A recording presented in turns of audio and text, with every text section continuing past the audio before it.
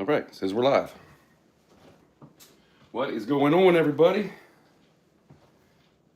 Everybody's having a good week. Thursday, pour day. Gonna do a little silversmithing today. Got a couple pew-pews I'm probably gonna try to do because I've been asked for them. When they sold last time, somebody wanted to get one, so I'm gonna try to do those. I don't know what I'm gonna get done today, but probably at least either the two long ones there or the revolver. I think we might try to knock that out today. A little late today, starting at 4 when I've been starting at 2:30, but better late than never, right? Last week I missed you guys because my daughter did the polar plunge, and she was all wet at school. I had to go pick her up, so ended up doing that.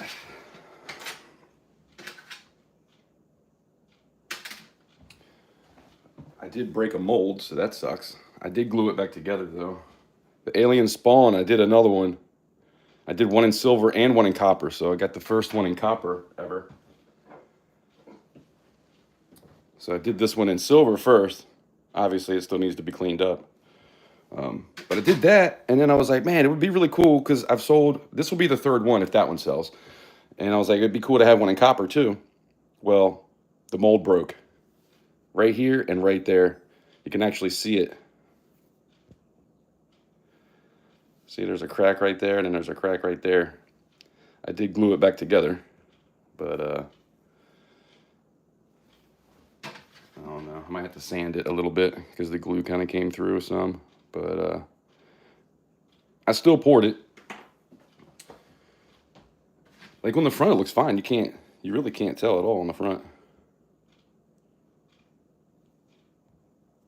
Anyway, poured those.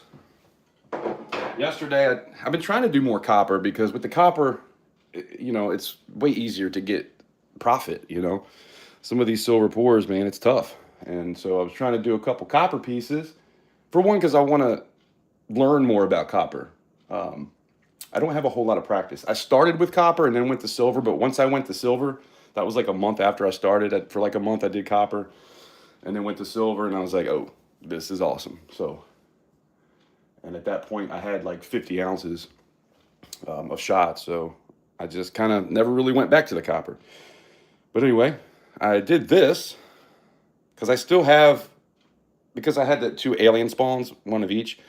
I still have this that didn't sell on the last auction. So I figured it'd be cool to have one in copper too. Maybe I'll do like a 2-for-1 kind of thing. I don't know. Just thinking about it. But man, this thing turned out crazy. The face is weird. Something happened right there. This coin down here, you can't really see all that great. It's a pretty thin one, but I think, so what happened was I ran out of gas. Well, I didn't run out of gas. My gas started to get a little bit low. I could tell, like, usually it goes up in between 3 and 3.5. Well, it was like sitting right at 2. And then it started to fall a little bit below 2. And with copper, you want to make sure it's hot enough. So I ended up changing the tanks out.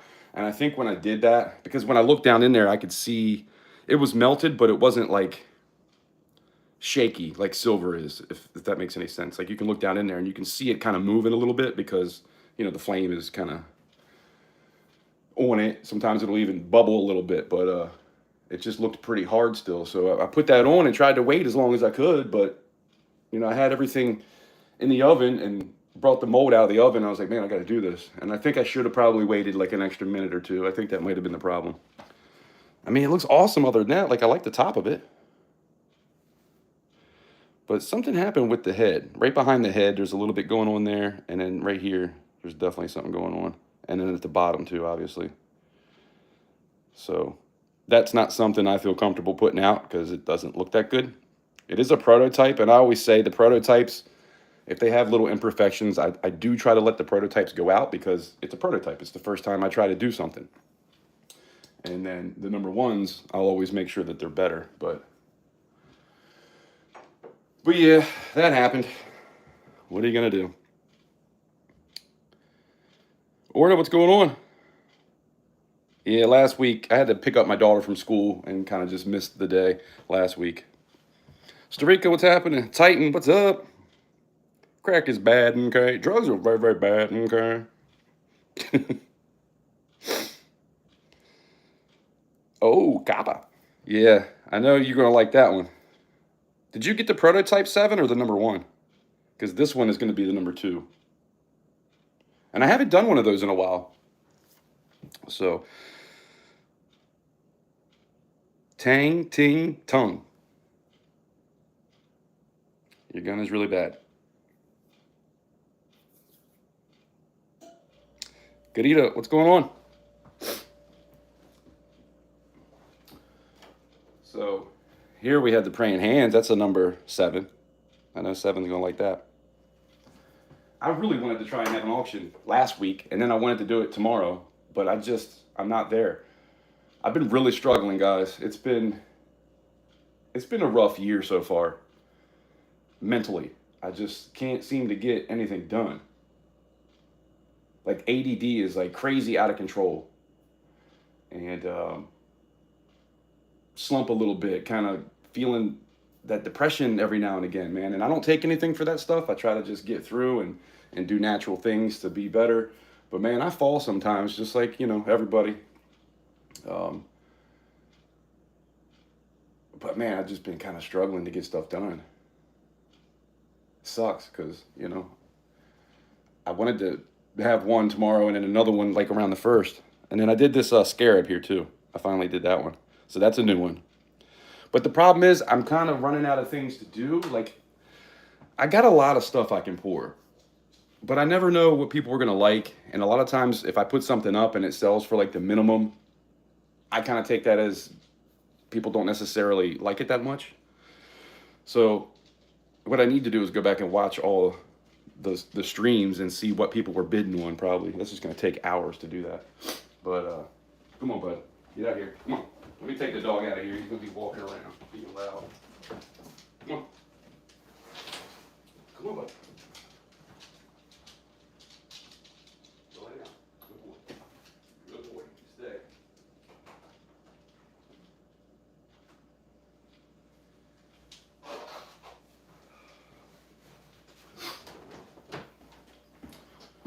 But I mean, even with videos, I made a bunch of videos, but I can't sit down and actually do the editing. It's like, I don't know. I quit drinking 4 months ago. It was mid-October when I quit drinking, and I quit drinking before that too. But I was kind of dabbling here and there. It's not like I was getting hammered or anything, but I was having a couple drinks here and there, right? And a couple beers, not like liquor or anything like that. But I started to feel like I was kind of getting to a place where I needed it again. And so it's been 4 months. You would think that would have nothing to do with it, but I don't know. It's like, I feel like I'm having an identity crisis or something. Doug, thank you, man. I appreciate that.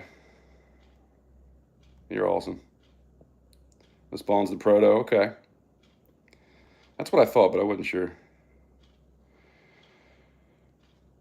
And somebody else got the number 1, and then this one will be a number 2. Bellows Forge, what's happening? Copper Owl. Yeah, I think I remember you saying something about that before now. The owl is really hard, but I'd like to try to do another one of those. That's a heavy one too. I think that weighed like 6 ounces. I need to get some copper.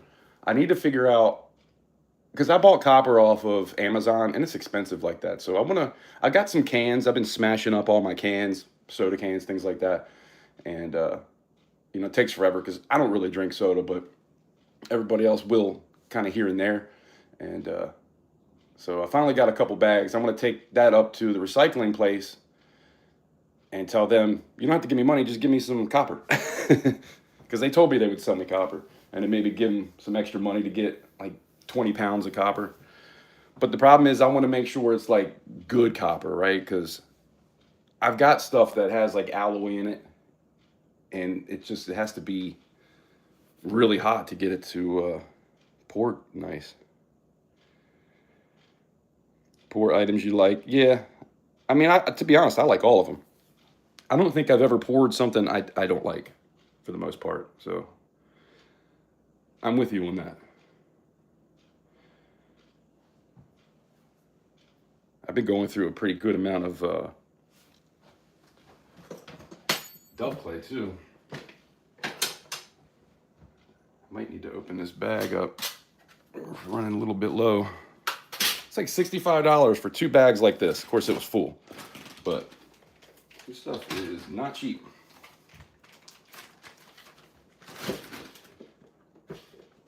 Let's get that in there. That way, you don't have to worry about it.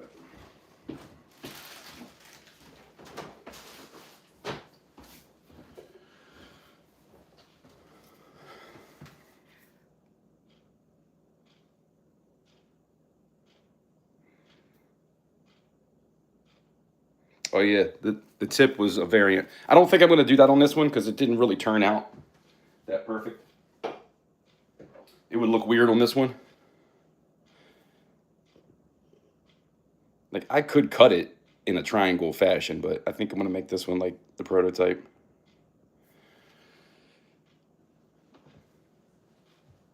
I need to cut this off. I guess this I'm just going to probably melt down because it just didn't turn out. And then cut this off, and then I'll have this much copper. But that's really about it. What I have after that is the one that poured out. I didn't clamp it because it was the one that usually sticks together pretty good. Well, when you put like 10 ounces of copper in it, it's a little heavy, and it ended up splitting and going through and went all in the corner of the pan. But it's too big to even fit into a crucible, even the gas one. I did redo the gas furnace, so that's cool. It was kind of weird at first because the color, it just looks like it's like a brown color, like it looks charred up.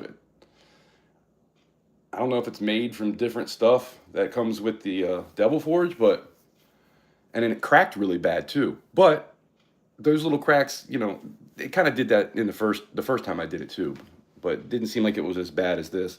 But I fired it up a few times. I did some copper in it, and it seems to be holding pretty good. I had to put some of the padding up into the top, and then caked it so good, man. It took like a week for that thing to dry out all the way. But yeah, I've run a couple things through it, so we're good. Back in business with the gas furnace.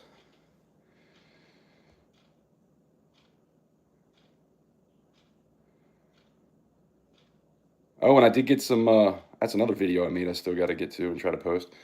3D Woodwork sent me some aluminum. Like those big aluminum wires where it's like kind of raveled together. It's not the right word, but it's like a bunch of them and they kind of twist together. And he cut them to a nice size so it'll fit in there really good. So I would like to try to do some aluminum at some point too. Herman, what's going on? How you doing?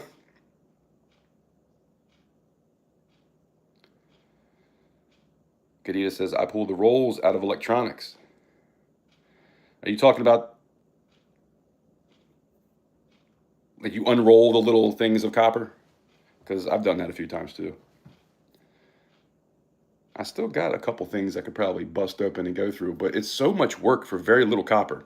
And sometimes it has like a covering on it too. It's not just copper.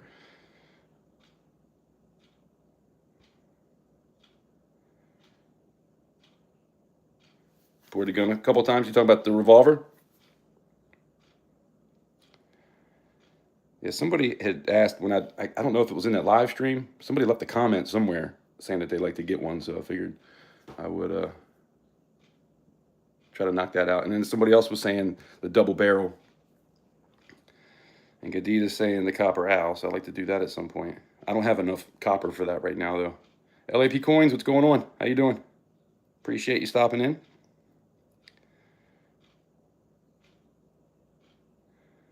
Feel free to double tap the screen for me. I would appreciate that.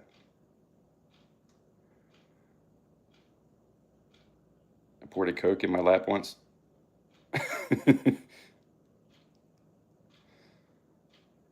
Been there, done that. It's the worst when you get something from like some kind of fast food place and the top pops off. Done that a couple times. Hello, Max. How you doing? Appreciate you stopping in. Coinery. Did I say that right? Coinery. U.S. Coppers Inc. has good prices. Bulk copper rounds, $1 round. That's not too bad. But yeah, I'd like to try to get it from that. See, I don't think that they're not the refiner. They're just the recycling place. And I do have a refiner in Baltimore. I need to try to find that number and talk to them too. Because I want to make sure I'm getting like the good copper, like 999. Like that's what I want. Just straight copper.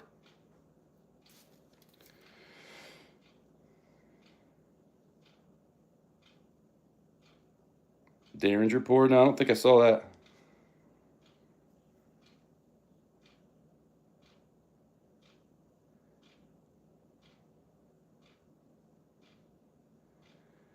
I want a silver pour of the yin yang sign on one side and peace sign on the other. Yeah, that'd be cool.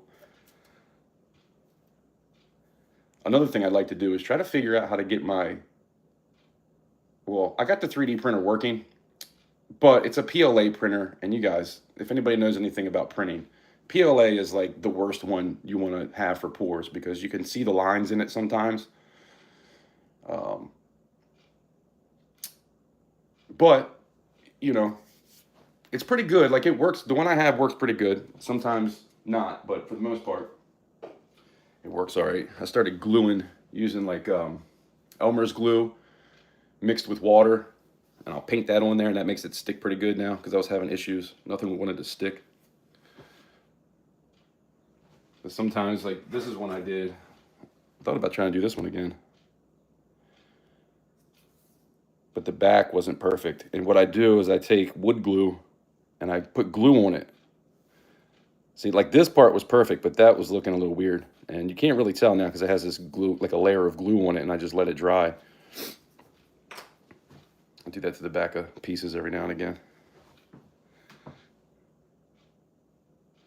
But yeah, anyway, I'd like to get some kind of system and figure it out. But I'm so bad with that sort of thing, trying to figure out programs, and I'm not very computer savvy. But I'd like to try to make my own prints. That's really where it's at. Especially now that I keep breaking the ones that I got that I really like to do.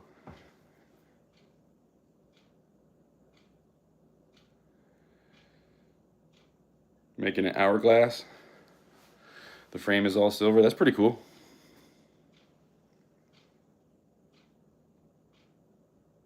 Get with Mask Man. Yeah, I know he does some stuff. I know he does good work, but I just can't afford Mask Man. That's the problem.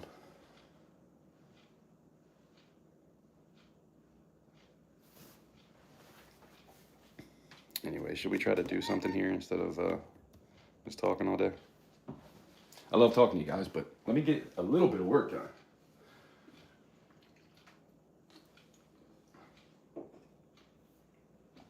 Oh, by the way, is anybody looking for gold? I have some gold that I like to get rid of. Always seem like I'm trying to make ends meet. This is a gold panda. It's a 1989. 1989 gold panda. 10th ounce.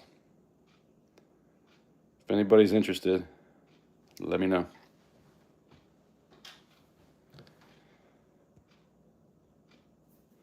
Make me an offer. I'd probably do it pretty close to spot. Just make an offer and, you know, I'll let you know. Yes or no.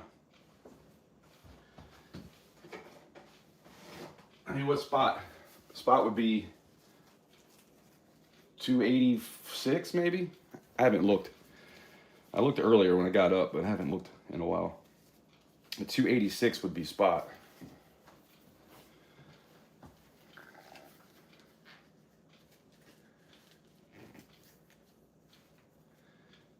You have too much copper? Nice. I need more silver too, to be honest, but I'm just not at a place where I can get any more right now. So I've been melting down stuff. breaking the cardinal rule of being a poor artist. Don't melt down your stack. Well, I've melted down hundreds of ounces of my stack, to be honest.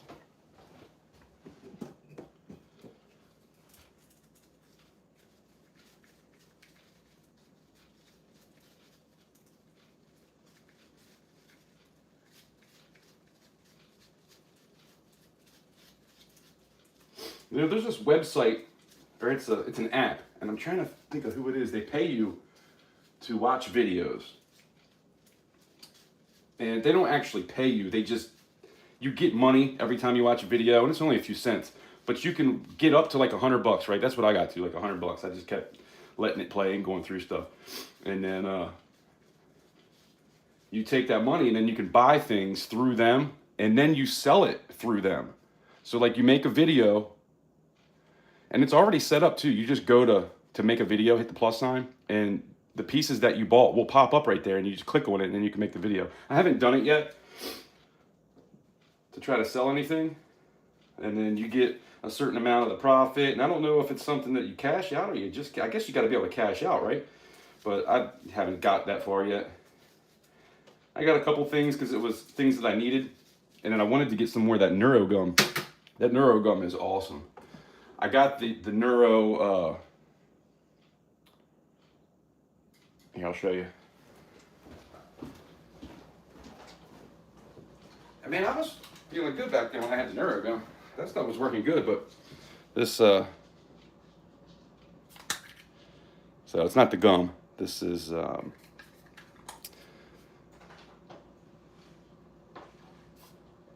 mints. Hello. How was your day?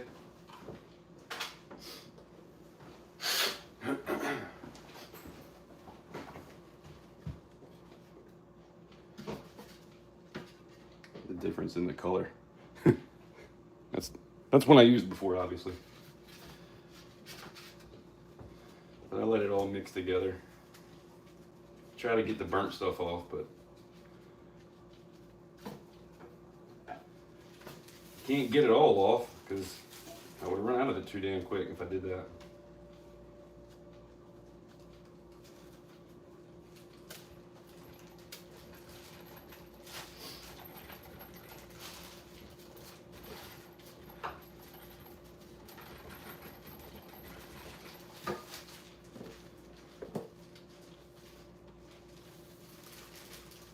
Try not to press down too hard here, so that I can actually push it into the sand. I have a hard time with duff clay trying to get it down into the sand. Like this little pistol, that's not going to be too hard. With some of those bigger pieces, that's why I like doing bars and things like that. These eagles, stuff that's kind of flat. I want to do this one again. I'm going to do this one again too. This was the first one that I ever poured.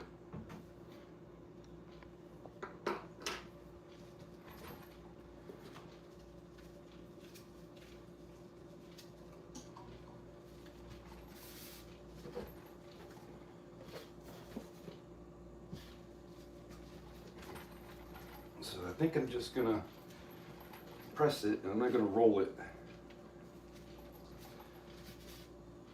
Press it down in there good. Like that looks like. Yeah, that's good. Well, maybe I should press it a little bit.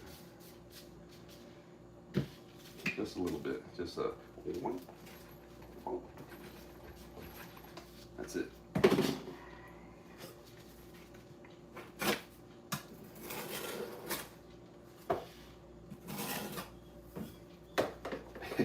It looks gross when it mixes, but it'll still work.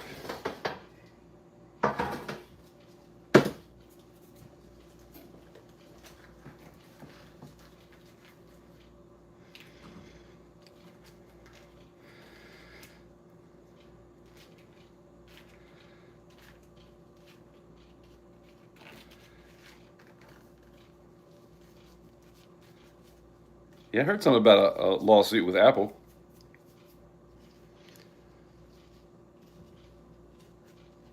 The old iPhone 7, I think something was up with that, but I don't know what it was about. Hopefully the picture looks good here. I went and I changed it to 4K, so I don't know how that's going to look, but I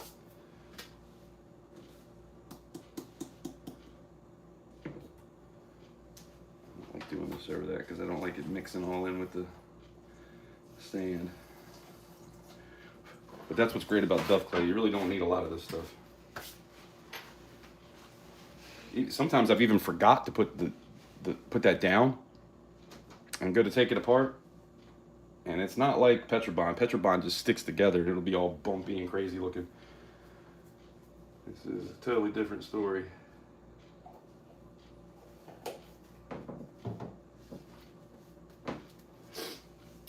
Oh yeah, that was way easier. Before I was always like, you know, rolling it really hard, and it was so almost impossible to get anything down in there. Even those little arrowheads I was doing.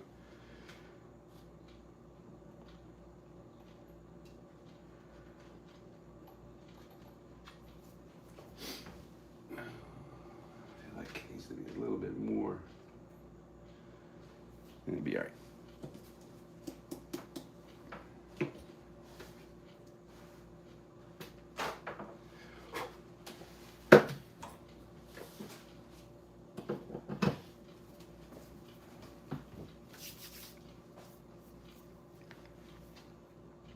Silver Sleuth, what's going on?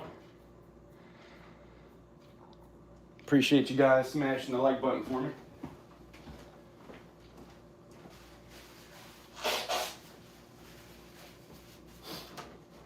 And thank you, Doug Hardy, for the $2 super chat. That was awesome. Do appreciate that.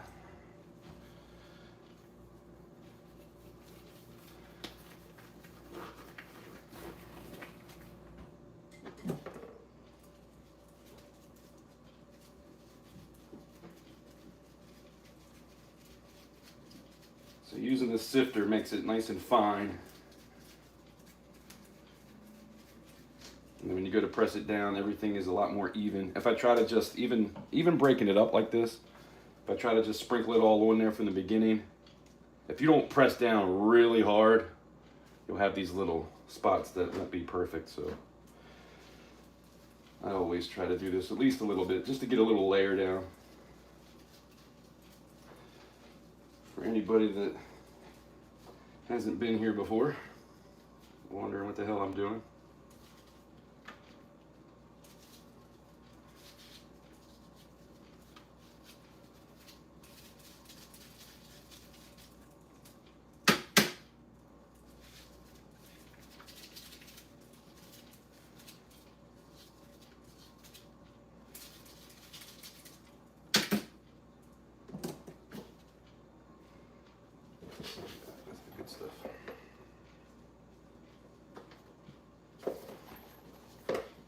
So what should we do today, guys? You want to do gas or electric? Gas will be faster. Electric's going to take twice as long to get everything melted.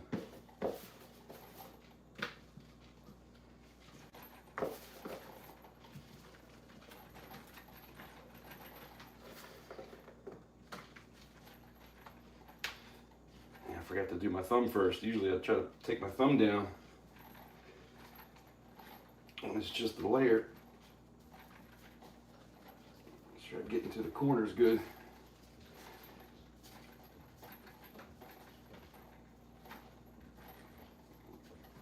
Just try to get it even in there.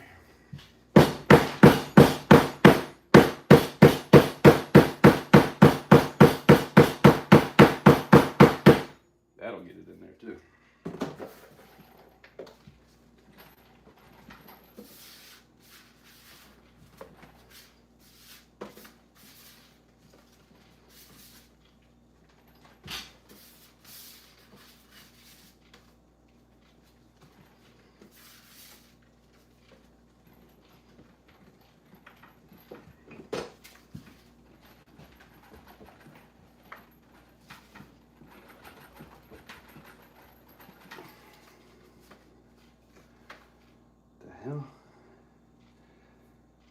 looks weird.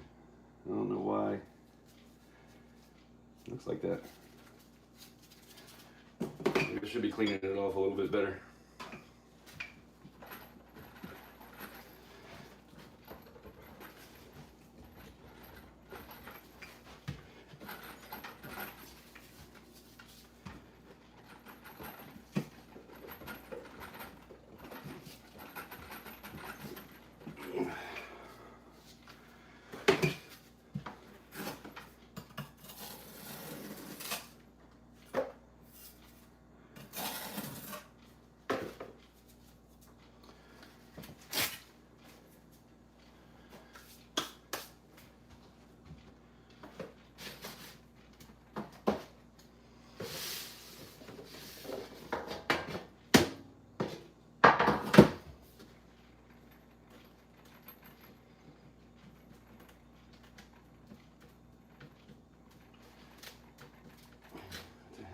Really stuck. I went hard there.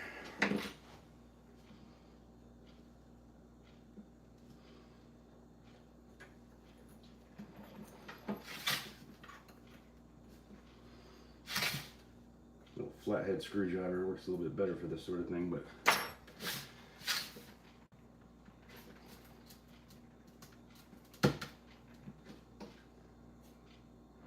see, that's exactly what I was talking about. That doesn't usually happen with this.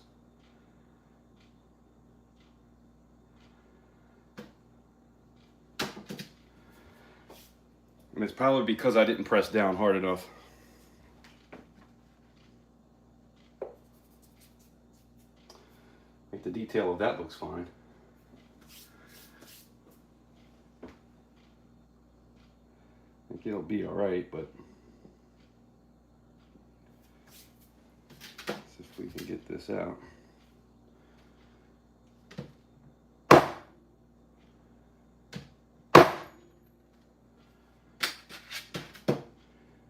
There's a little piece right here. Let's see if that came from inside.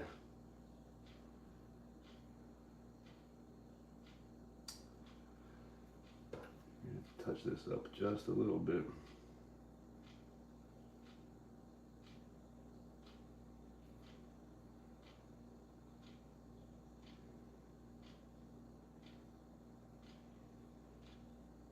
You always have to go around the edges because it pulls out. I mean, it's not perfect right there. Damn it. Maybe I should have went a little harder with it. You want to use the gas?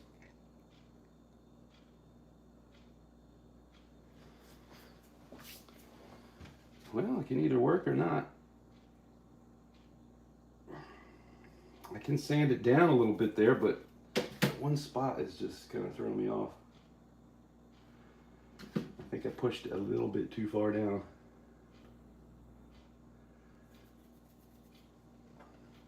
Now, if I press it out, I can always file it back down.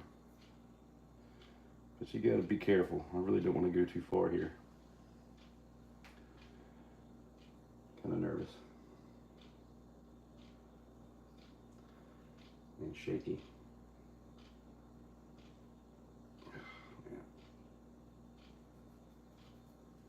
I don't know, I almost want to start over. Now, we got this far, we'll let it go. What I will do, scrape that off, because that's, I don't want that. It should go right back into the same place it came from, but better safe than sorry.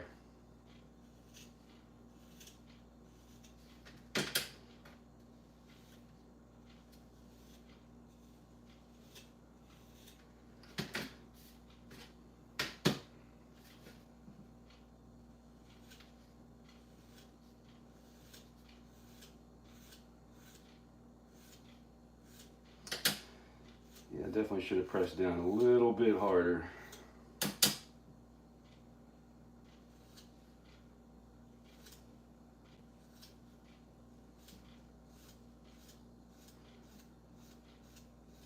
It wasn't that.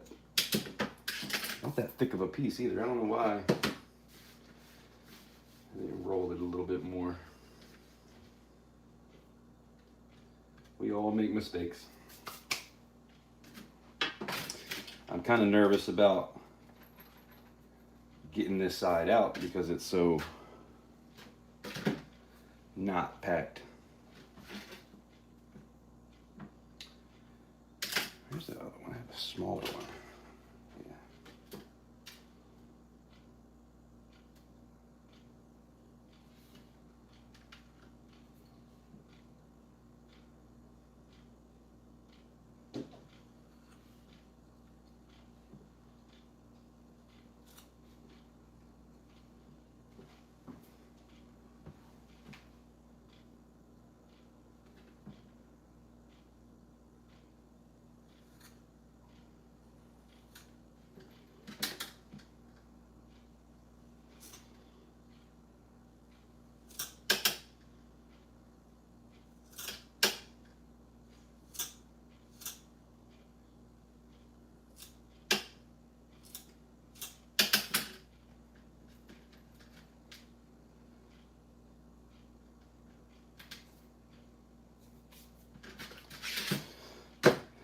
This side, I think, may not be as easy.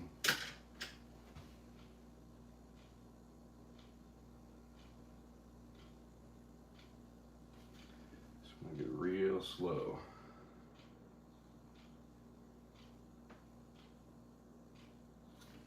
I think we'll be all right.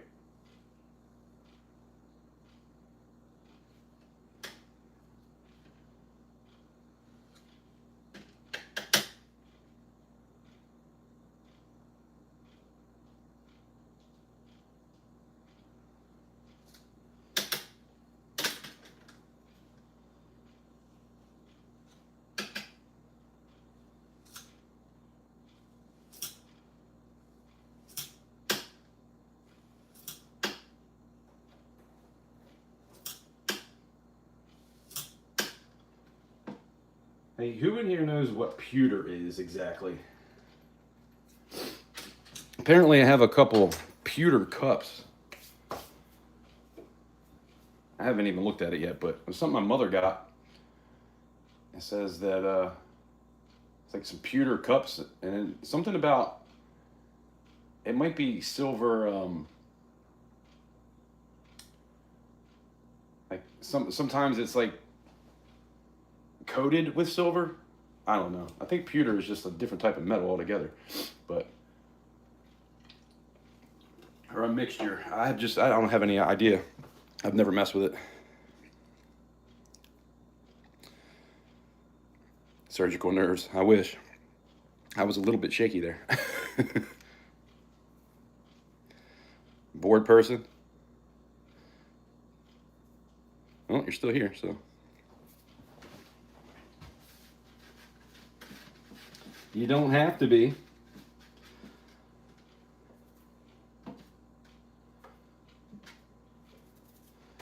It's definitely more fun when we get to the pouring part. Man, I really don't know how that's going to turn out. Oh well.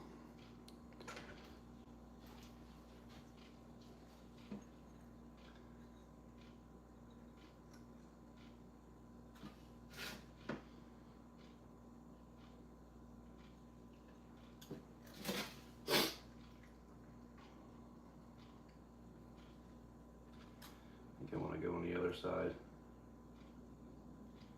more than this side.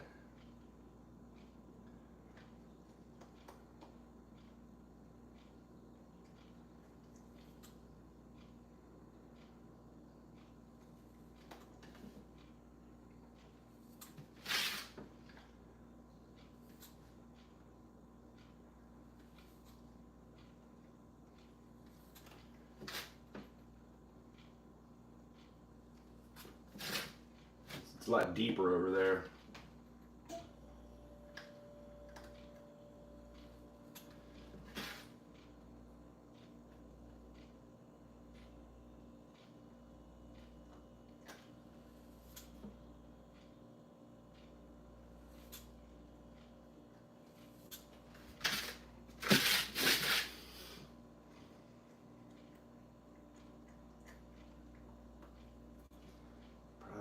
so freaking not compact. Well, we learned a valuable lesson here.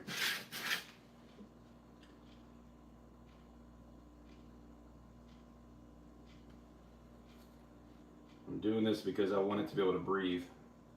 The gases need to be able to escape.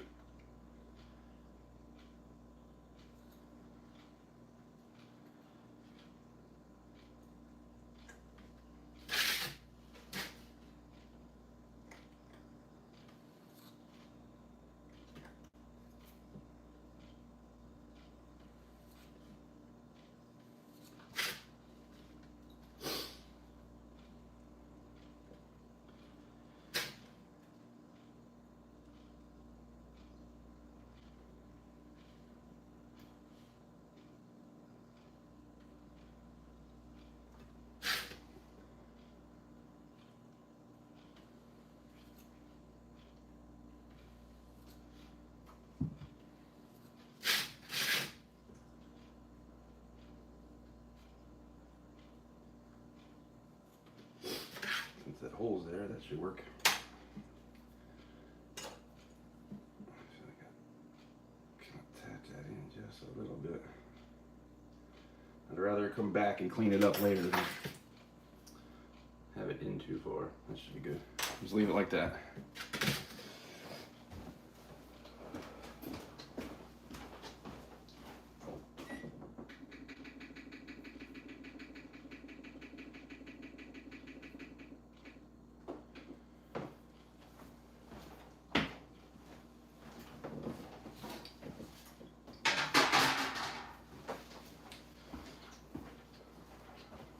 We got one of those Blackstone griddles. It's still sitting in the box. I was thinking about making a video putting that thing together and then doing like the first season and everything. You gotta layer it with oil.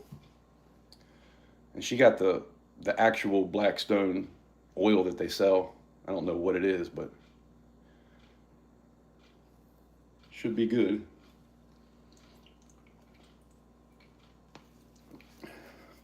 I even thought about going live the other day. Like Tuesday, I was like, maybe I should go live and just put that thing together. But I'd rather make a video out of it. Because some of those videos got tons of views. And you know, we're kind of in a niche thing here.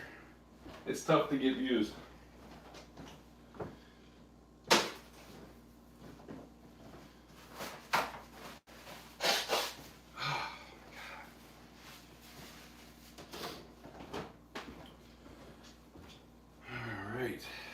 I'm sweating in here. I'll be freezing outside. We got 47 people here and 21 likes. That's awesome. I appreciate it. Anytime I get 20 likes, it's a good day. I appreciate you guys. And if you feel like liking, all you got to do is double tap the screen if you're on the phone. Nice and easy. Herman, you think it's good? Hopefully it's good. It looks like it'll work. Pewter used to be tin and lead or tin and whatever it was. Okay. Yeah, I thought it was a mixture of some stuff. And I thought about, well, if it's a cup, I don't know, maybe it's something I would put in the auction. I haven't seen them yet. But if anybody's into that sort of thing, if you collect something like that, let me know. I doubt I'm going to melt it. But see, now what I was thinking with pewter is, because I have pieces that break, right? Like this one. When we did this, I broke it and I glued it back together. But what if I made one in pewter and then made all the copies from the pewter? That's probably what I should do, because I don't know if I can get him to make me another one of these. And if you weren't here earlier, this is what I'm doing. I'm making, this is 3/9 fine silver. I still got to cut the sprue off and clean it up. But this at one point, that piece I just showed, this right here was in the sand. And then I did what I just did here and then poured silver into it. So I have a furnace. I'm going to get up to about 2,000 degrees and melt it. And then this is the copper one I did. So it'll be cut right there where my thumb is and right here and then cleaned up. if anybody is here and has no clue of what it is I'm doing. All right, so these I'm going to put in the oven for a little while to make sure the sand is nice and warm when I go to pour hot silver into it.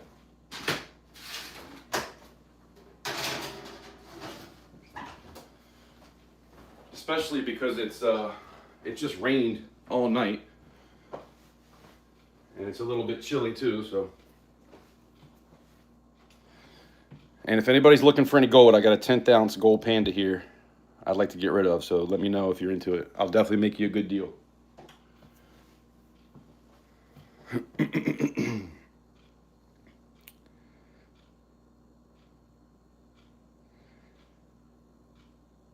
Used to sell vintage cast iron. I came across some channel. I don't know where it was. I don't know if it was here or somewhere else.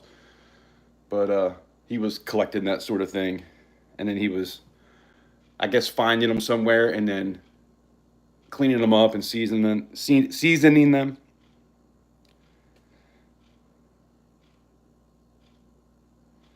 Oh, you can use map gas? That's cool, Bellows. Appreciate you let me know.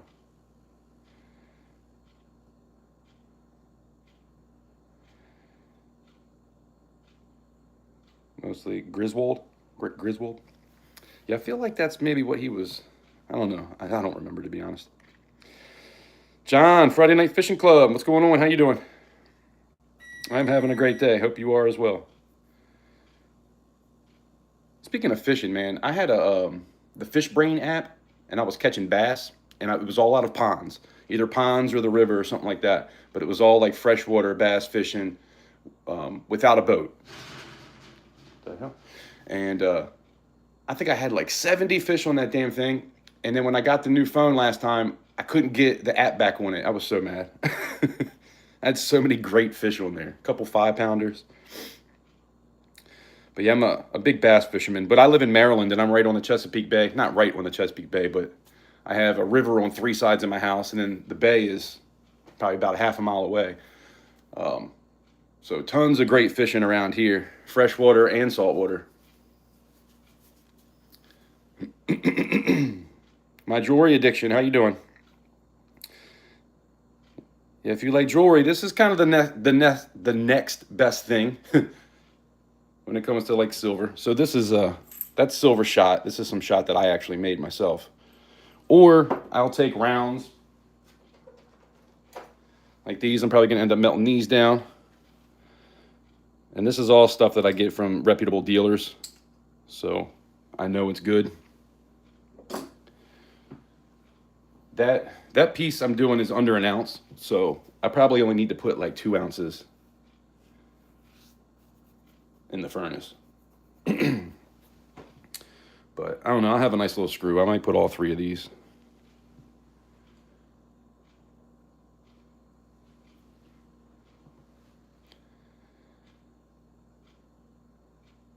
You like the alien pour? Yep, that'll be for sale in my next auction. Both of them, copper and silver. This is the first. The copper one, that's a prototype. That's the first time I've tried it in copper. And actually, here, I didn't show you. I broke the mold when I did it. You can see right here, the mold got broke. And I'm going to try to clean it up a little bit, but that'll probably still be there. And then I stamp it, you know, on the back. Usually I'll put a CC on it. I'll stamp the weight and everything. So I can kind of do it in a way where you might not even notice that. And then you always have mess ups. Here's a mess up. That's one I tried to do yesterday. It's a Griffin Lion bar, and it looks like crap. It doesn't always work out. Right there is kind of messed up. This is supposed to be like a coin right here, and you can't even really see it because it's a little bit messed up there too. Right here is not perfect. And when I do copper, because copper is so hot, here, I'll even show you the difference. That's the original. Look how much smaller it is. It's so hot. And what you got to do is try to like open up the flask as soon as you can. Like, don't let it sit in there forever, because it just seems like it shrinks more and more and more. Try to get it out and quench it, put it in the water. But you start to get you start to get stuff like it doesn't have the details as much. It's kind of like more rounded. Usually that happens with open pores, but yeah, I don't know. I don't know what happened with this one. The back looks ridiculous. I think what happened was I didn't have enough time in it because I had to switch tanks out. And when I switched the tanks out, I don't think I left it going long enough before I dumped the copper down into it.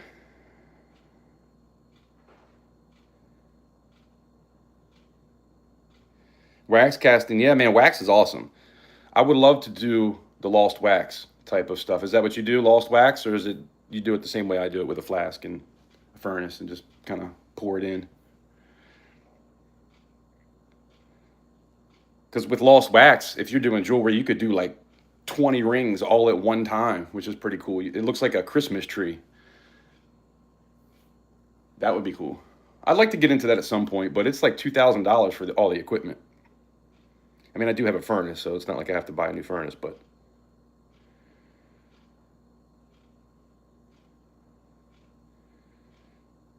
okay, I read the rest of that now.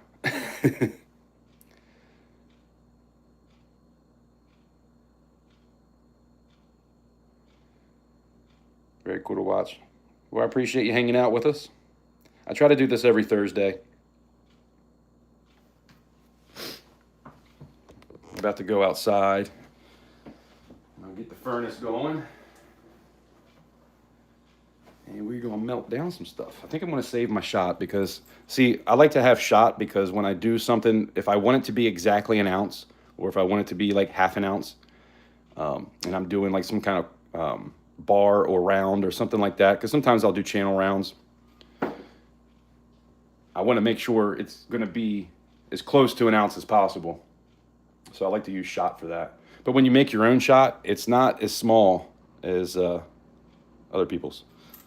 Like when you buy it, it's usually smaller. I got some big chunks, and the big chunks I already melted. What you got to do, if you can find something, I guess you get something like this that's steel. I don't know if this is steel or not. But I saw somebody, they had something like this, right? And it was actually, I think it was flat at the bottom, but it had a bunch of small, tiny holes poked in it. And they dumped into that, and then that went through into the ice water. And so it made a lot smaller pieces. What I do is I just take it straight out the furnace and just dump it in the water as slow as I can, but I think it would be better to do it that way. I guess we'll just do all 3 ounces here.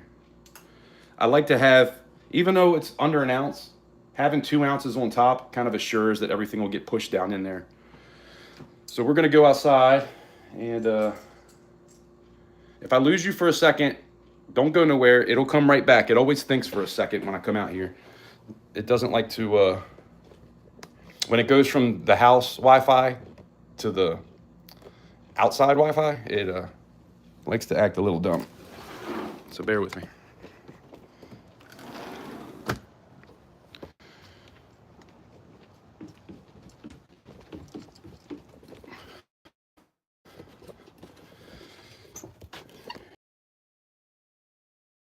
It's so wet out here, though. If we're gonna do the gas, I don't have this set up at all. Bear with me, guys.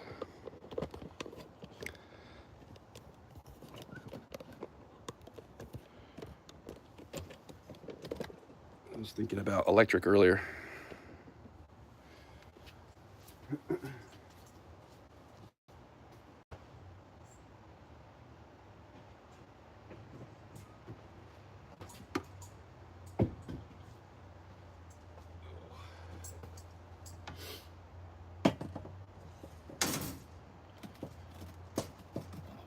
Is the copper one.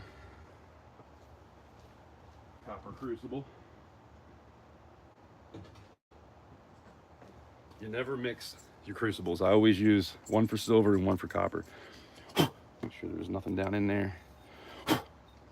And then plop it in and melt it down. But let me show you. I redid this furnace recently, and doesn't it look kind of gross? It doesn't look at all like it did before. But there was like a huge hole right there, and so I had to cut a little piece to put up in there, and then coated the whole thing and then coated this whole thing again. And it's got some cracks in it, but not like I had really big cracks going on. And this was like probably a 1/2 inch to 3/4 wide all the way across here, a big old hole. So I had to redo all that.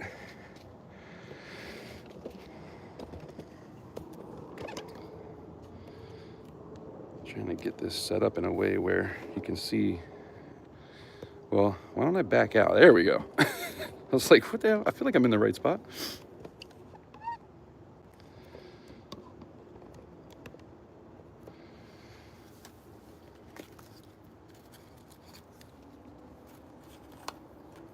You did lost wax one time?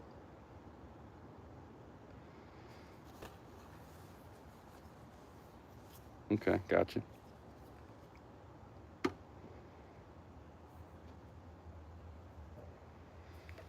Daviolio, what's going on? You're sick? I'm sorry to hear that. Hope you feel better. Take care of yourself.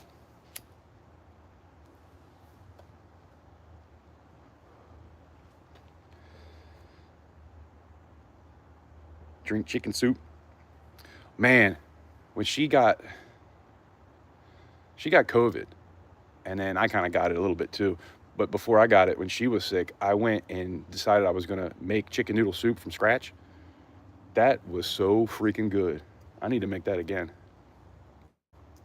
Hopefully I still got that website on my phone.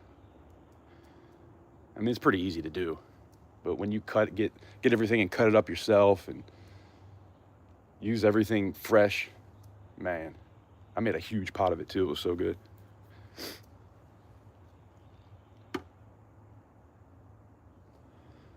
Yeah, it's big chunks of metal, just in case. It doesn't really get that hot anyway, outside of the furnace, but just to play it safe, the whole thing is lined with metal. 3D, what's going on? How you doing? Appreciate you stopping in.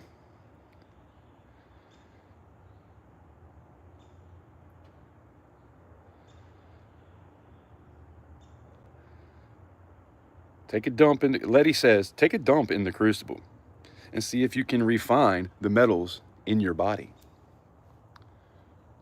You know, I've heard people say some really smart things. That ain't one of them.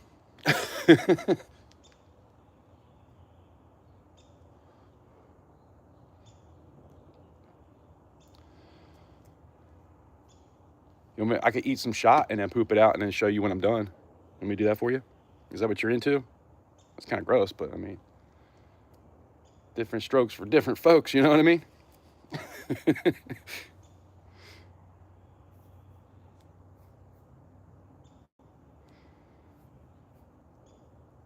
Yeah, propane's cool. It's fast. I do like the other one too. It just takes a little bit longer. If I had everything set up, I probably would have did that, because then I could have came out and just plugged it in and had it ready to go. And I was gonna do that anyway, but you guys said gas, so we'll do the gas. And then next time, we'll probably be in the shed. It's actually pretty nice out here too. It's been so cold recently, and for the past probably month, up until a few days ago, I had snow still on the ground, which in Maryland, that doesn't happen very often.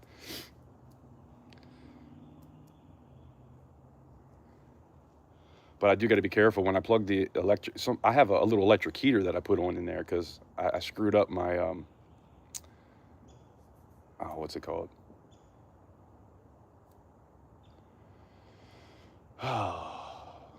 The gas with the blue tank, whatever the hell that is. I can't even remember now. It's been so long since I've used it. The wick burned up on it, and it smoked out my whole shed. I had soot covered the whole inside of my shed, man. It took me like 3 months to clean it all out, and I'm still finding pieces I didn't get. The whole thing filled up with smoke, and it just put soot on every single thing I had in my shed. Ridiculous.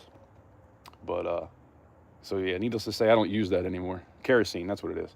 And I just got a little electric one I'll plug in. Well, twice now, I forgot to turn off the electric heater before I plugged the furnace in because it trips the breaker. And then I got to go inside and move some stuff around to get to the breaker, so that's always a pain in the butt.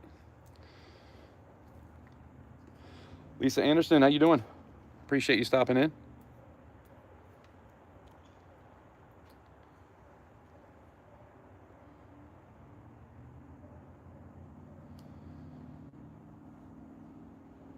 guess we should probably get ready to get this thing going. I got to grab a couple things to put out here too, because I didn't have anything ready.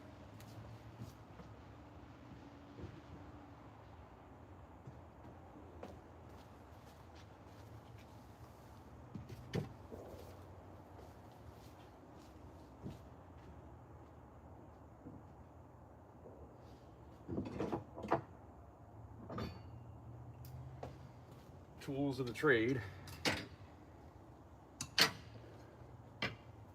This tool is to get it out, and then this tool is to pour it.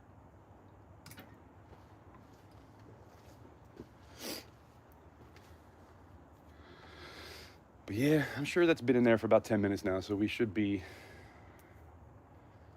about time to get this thing going.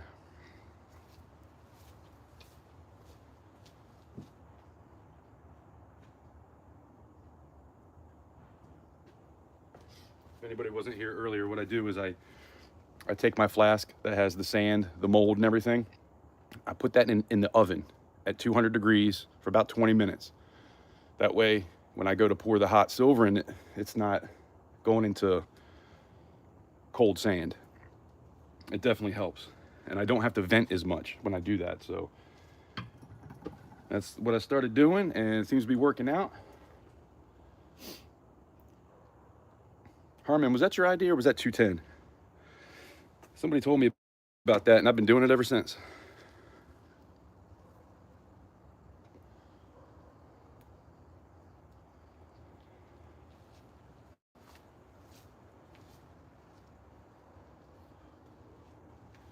Do have silver crucible. All right. Making sure everything's right.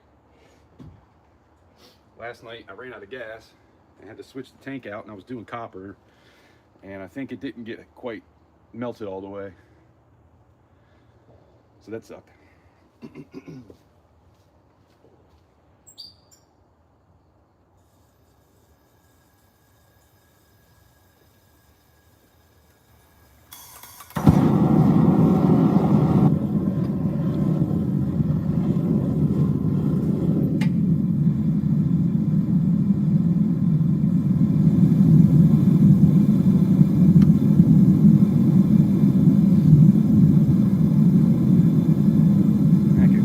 Something in the tank moving around. It's weird, I hadn't heard that before.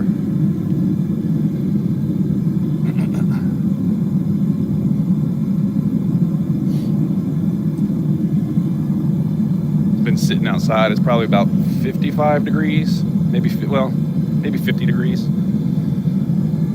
So I'm gonna let it warm up a little bit, and then I'll blast it in a second.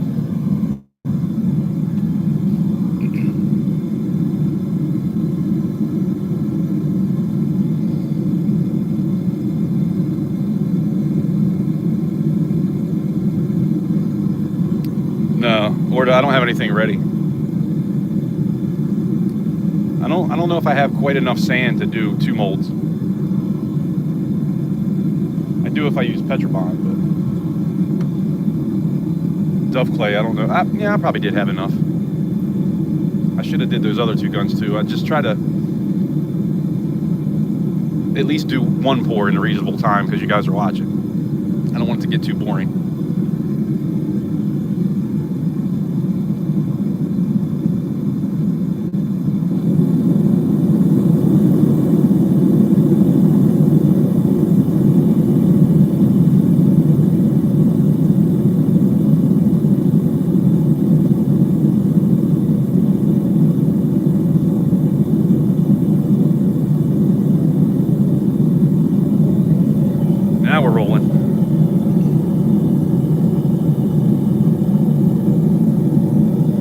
I never do that.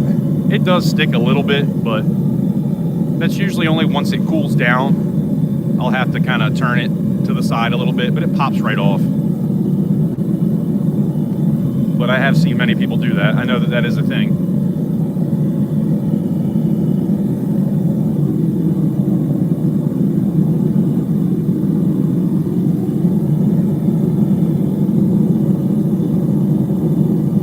Where you at, 3D? Did you get to 300 now?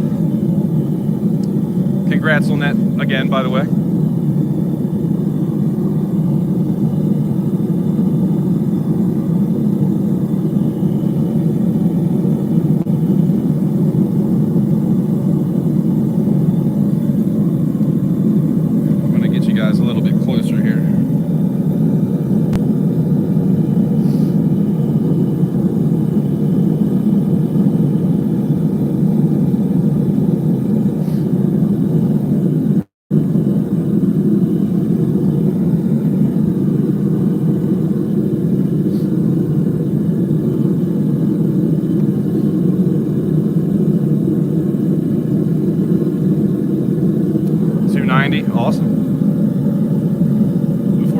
will be at 500.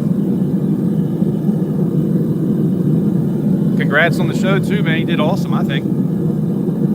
Had a nice turnout, 20, 30 people there the whole time. That was awesome.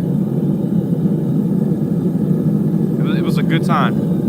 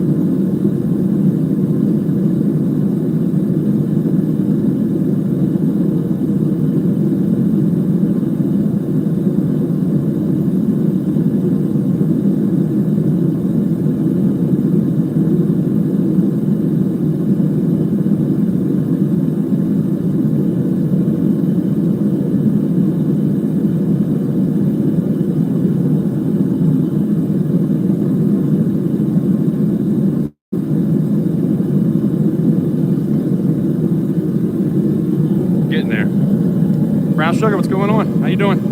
Appreciate you stopping in. I hear that, 3D. Those days when it's like 7-8 hours live streaming, my voice hurts. Yeah, no problem, man. Thank you for everything you've done. I wish I could have did more, to be honest.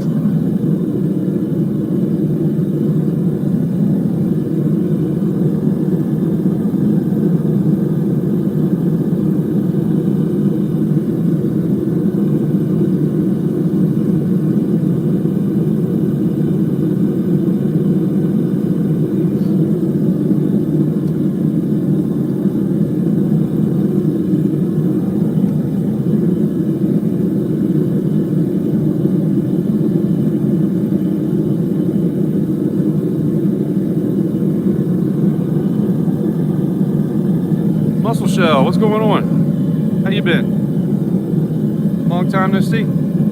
Hope everything is well.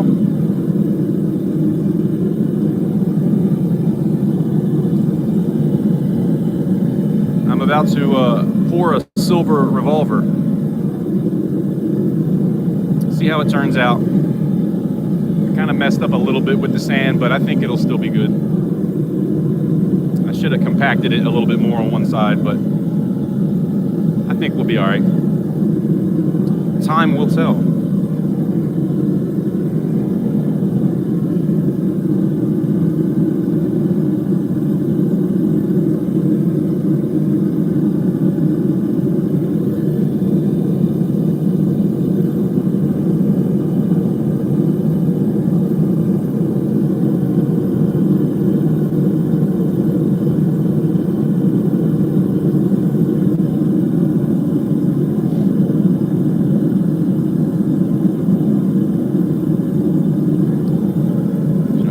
Close enough to see everything good. Yeah, 3D, we're pretty close. If you're here and you feel like subscribing, that would be awesome.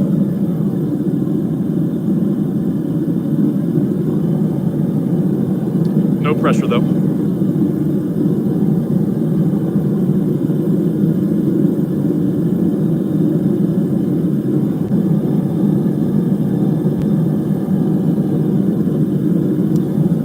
I started this channel towards the end, well, it might have been August of 2020. And then we got to 1,000, and then I was kind of gone for almost 2 years. Actually, it probably was 2 years. And I came back almost a year ago. Been going strong ever since.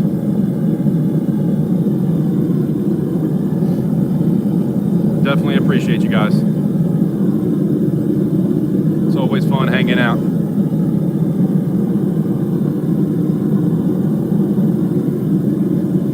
Well, we're probably about ready. Let me go grab this mold, get a pour going.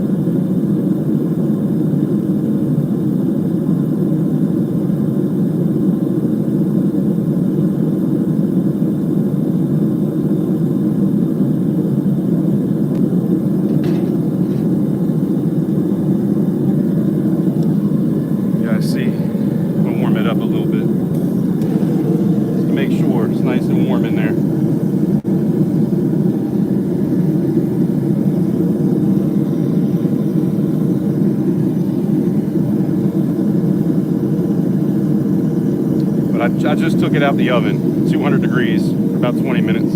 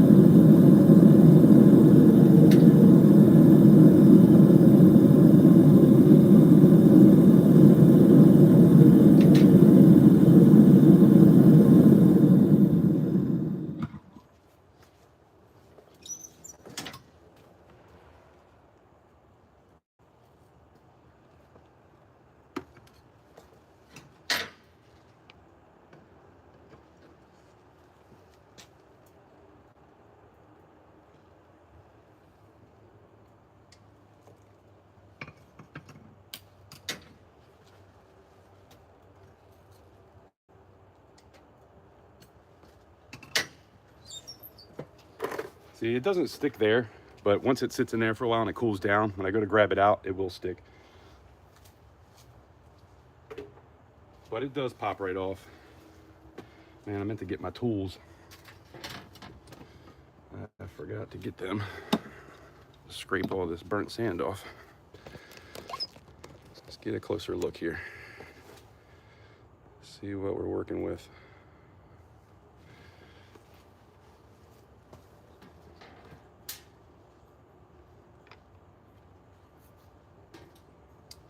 Got some good caking there. I think we're good.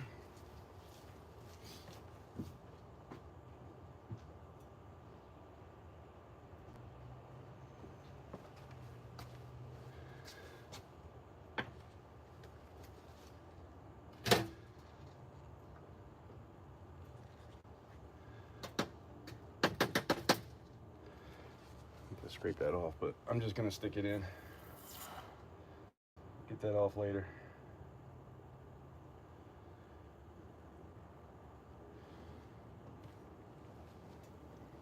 And I'll show you what that means. Let me go grab these tools real quick.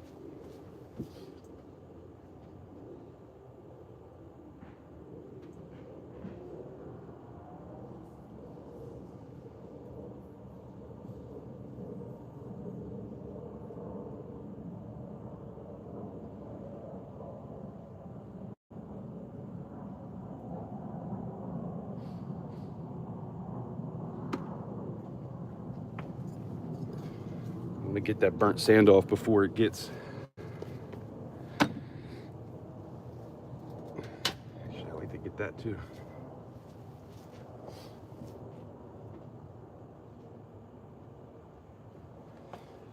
Got a little piece of silver there. We're gonna save that bad boy.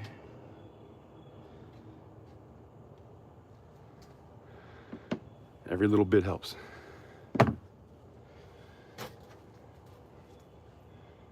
If you do this when it's still hot, it comes right off. Try to do this as soon as possible. Just trying to get all that off.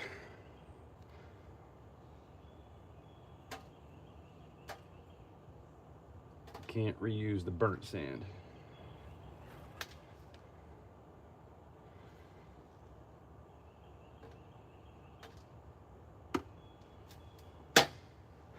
Yeah, that's pretty decent though. I didn't lose a whole lot like I did on some of those other pours. That's for sure.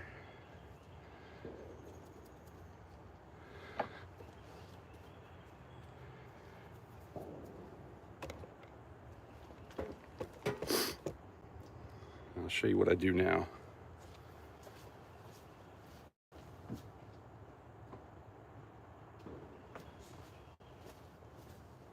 I started to I used to get all this off before, but now I just do it in the water because this being plastic, it doesn't scrape it like the metal ones do.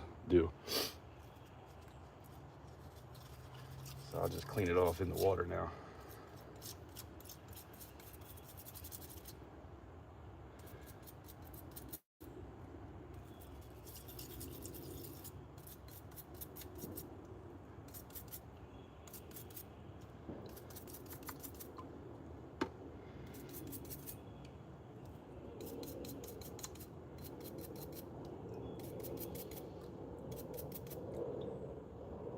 Looks pretty good.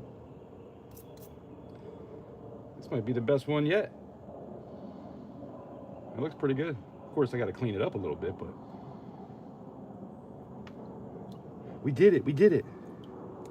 It looks pretty good.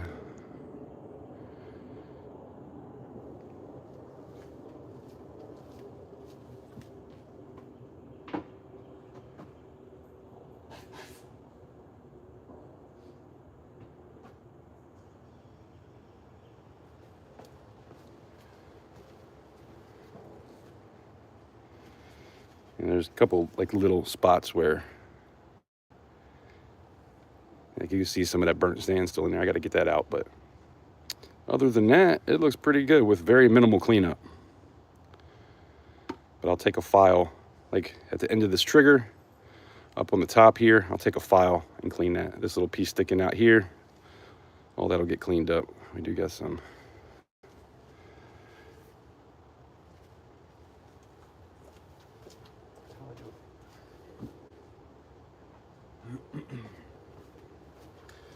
a little bit still on the tip.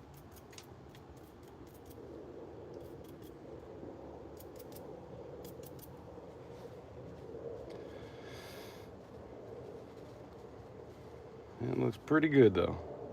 Sometimes the handle won't look perfect sometimes. And this turned out pretty good. Like it's hard to get those little details. But this is going to clean up nicely.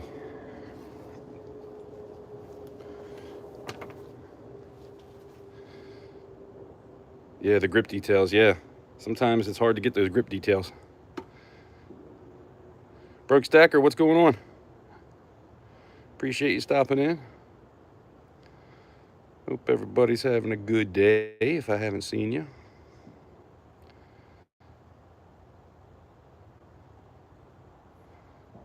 Do I need any? No, Joseph.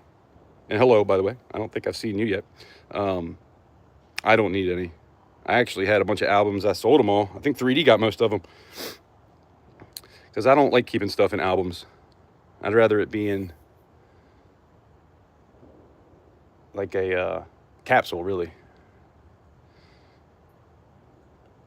To be honest, I don't even have a lot of Morgans left. I think I have more graded Morgans than I do anything. I've went through a lot of that stuff now.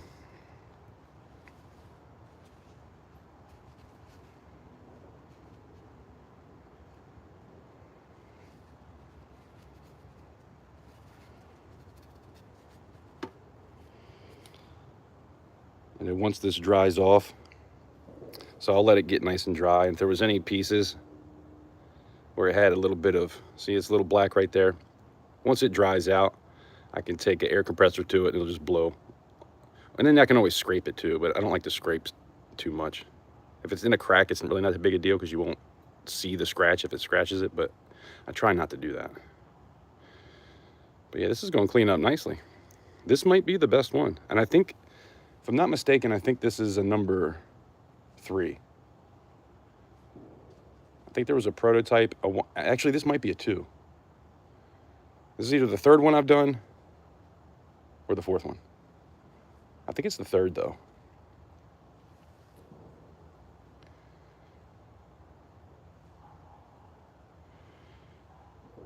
Yeah, that's the cool thing about albums though. Once you start them, it kind of gives you something to look forward to trying to finish it. Once I get to a place where I'm back to stacking and collecting again, I'll probably do that at some point. Or just write everything down and just have like a checklist. Because I feel like when I put stuff in an album, it's kind of a pain in the butt to get it back out. I know they make the ones where it has the front and back, where it's like a cover. Is that the Dansco? I think that would probably be the one that I would want to use if I did. But I don't like the ones where you can't see the back.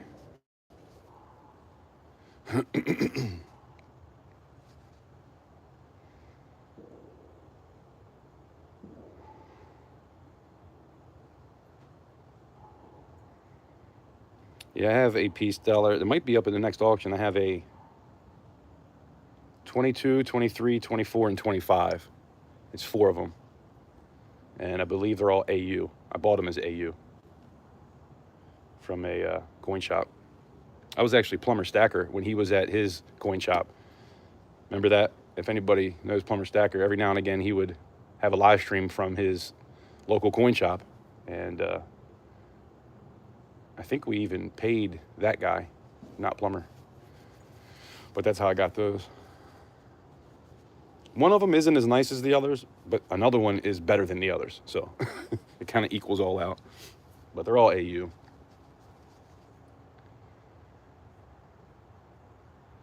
So the first coin I ever got, first piece of silver I ever got, was a peace dollar, 1921 peace dollar.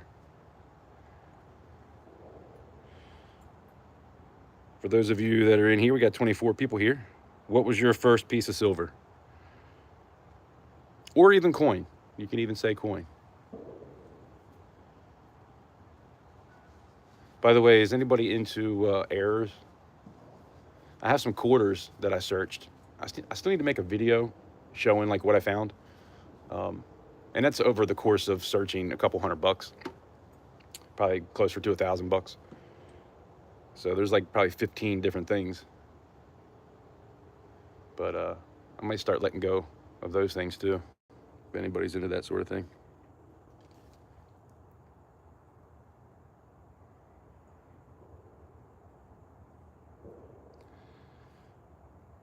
Oh no, not in 1921.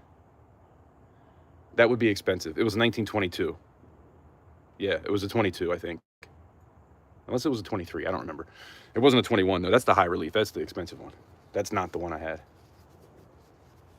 I don't think. Now I need to go look because I'm kind of like, that's just been sitting somewhere since I had that way before I started stacking or collecting or even knew anything about peace dollars. Need to pull that out and check it out. I got some Morgans that I got from my grandmother when she passed away. She had a little jewelry box that had some Morgans in it. And I had these capsules. It's like a capsule, but it looks like a graded coin capsule kind of thing. And you can put like a little sticky note, or not sticky note, but you know, a label. You can put a label in it. And I want to label it like my grandmother's collection. Because it was like 5 different pieces. And it's in like an NGC type of holder. So I think that'll be cool. I think that's what I want to do with them.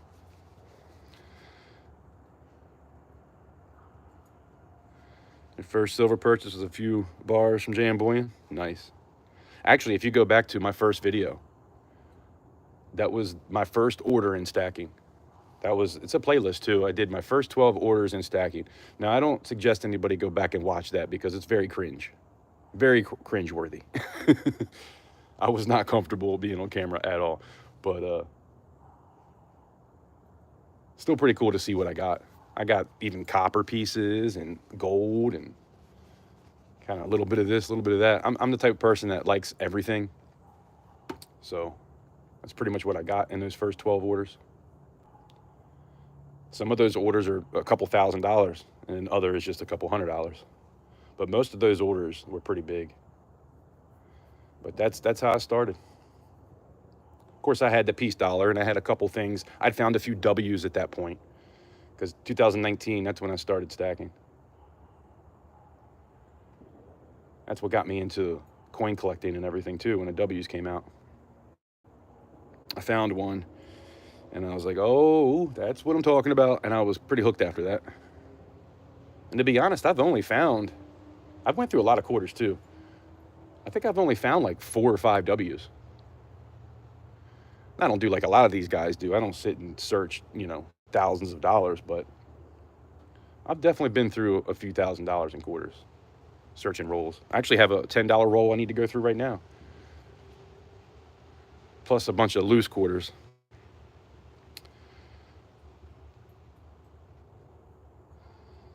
Get your first proof ASE or AGE.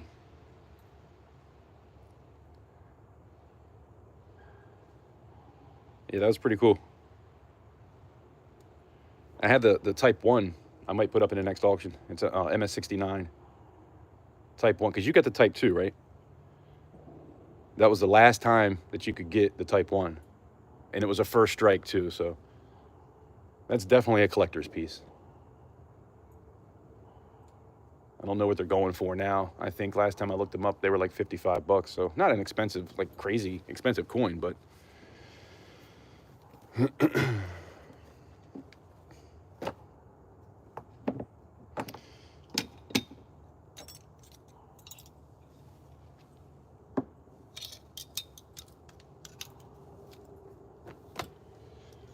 and so we got 20 people here. If there's anybody looking for gold, I got a 10th ounce, and I'll probably do it right around spot. If you want some gold at spot, I'll hook you up. I have a 10th ounce, 1989 Chinese Panda. So let me know. I got a couple of those Bativa too, those triangle coins. I want to say it's the Cook Islands, but it's the ship that's like upside down. It's a triangle coin and it comes in a capsule.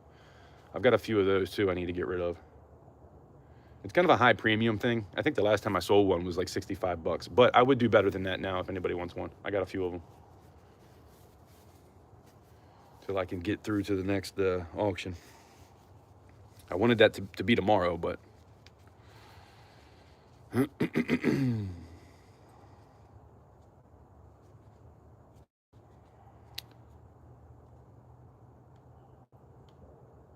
a 1989. Those dang Roman numerals.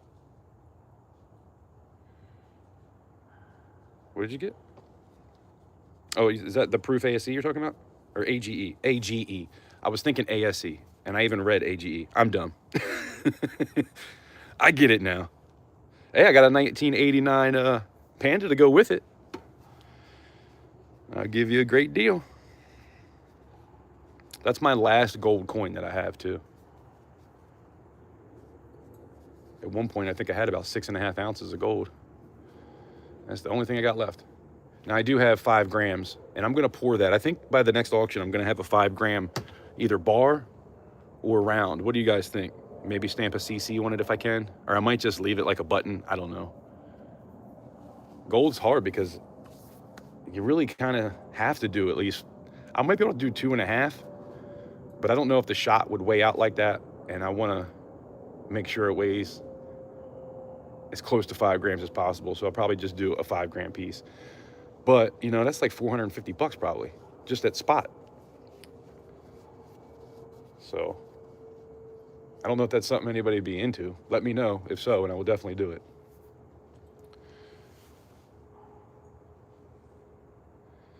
The only Chinese gold I have is my wife. Nice.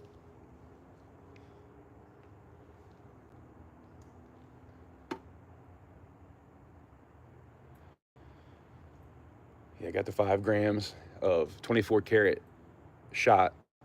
And then I have a couple grams of gold that came off of a claim, but it doesn't look, it's not 24 karat. I have no idea what the carat is, so I really don't know what to do with that. I'd like to sell that too, but I know what I paid for it. So if anybody's into gold like that, I might let it go. It's in a little container. It's like a little vial type of looking thing, real small vial. And they had a bunch of extra stuff in there too. I went through it and I made sure I got all the other stuff out.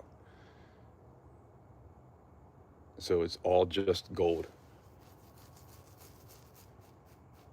I didn't realize that it was coming like from a claim and had, extras. There was like a little tiny stick in there. I was like, what the hell?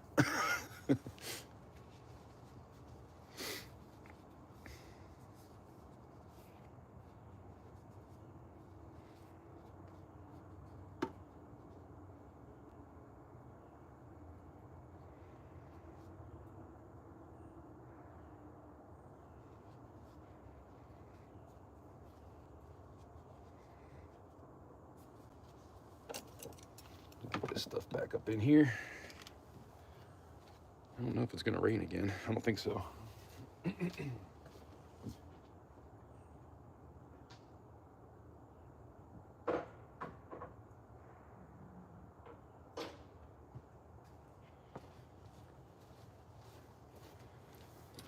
Well, I'm glad this piece worked out.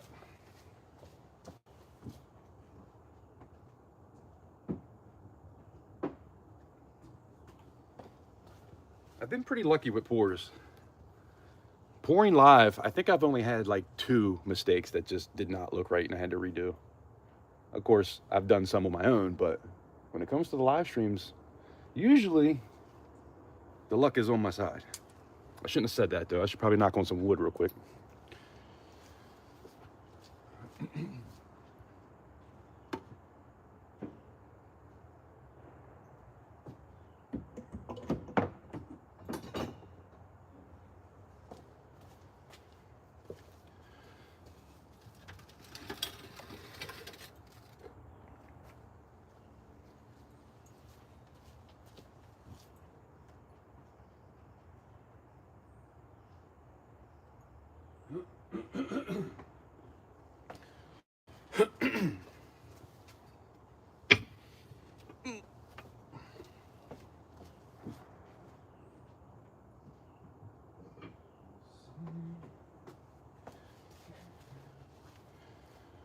All right.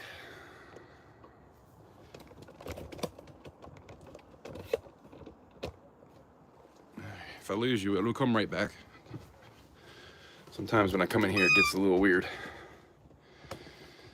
Gets a little weird at times. Stay out here for a little while and then probably get off here soon. What'd you say, Titan? What'd I miss? Earth to cap, come in cap. Where are you at? Let me go back. You know I'm dyslexic.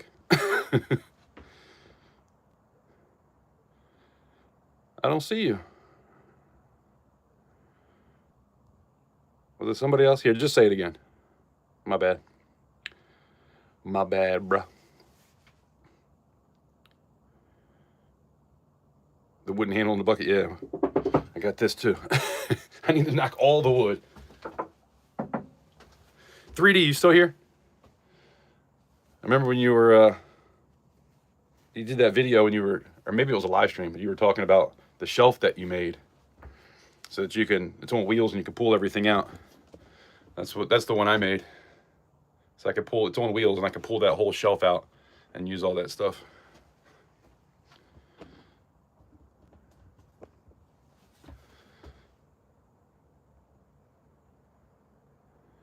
Cap, read me. Invisible River Ranch, how you doing? How you been? Hope everything's good. You'll buy the Chinese gold? Okay. That would be cool. That'll make me not have to like try to crazy rush for the next auction. I would appreciate it. Like I said, I'm not even sure what spot price is, but you've done a lot for me. I'll hook you up at spot, whatever spot is.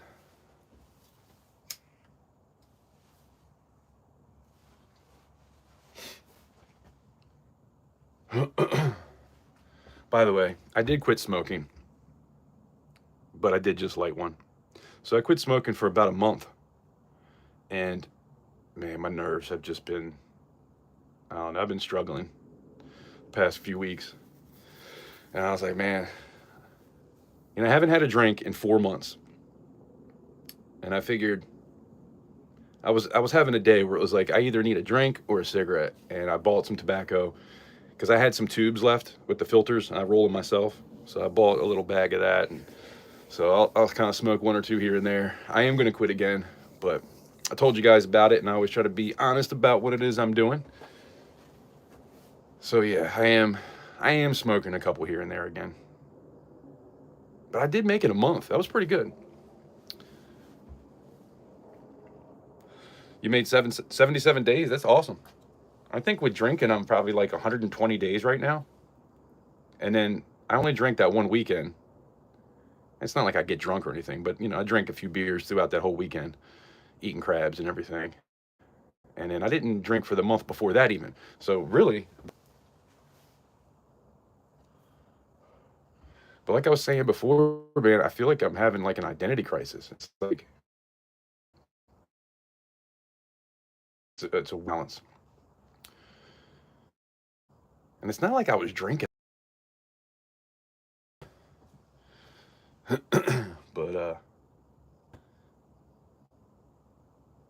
I guess it's something that I'm always going to be fighting. I don't know. Like, I'm not the type of person that drinks to get drunk. I like to get loose, loosen up a little bit, get a little bit of a buzz going. I don't like to feel like I'm drunk or anything, so I never drink like that. Now, when I was going through all that grief, I was drinking like a fish. An 18 pack about every 2 days. And to be honest, I really wasn't even drunk then. Maybe some days, but my tolerance was just so high. But I feel good. I feel like I'm on the road.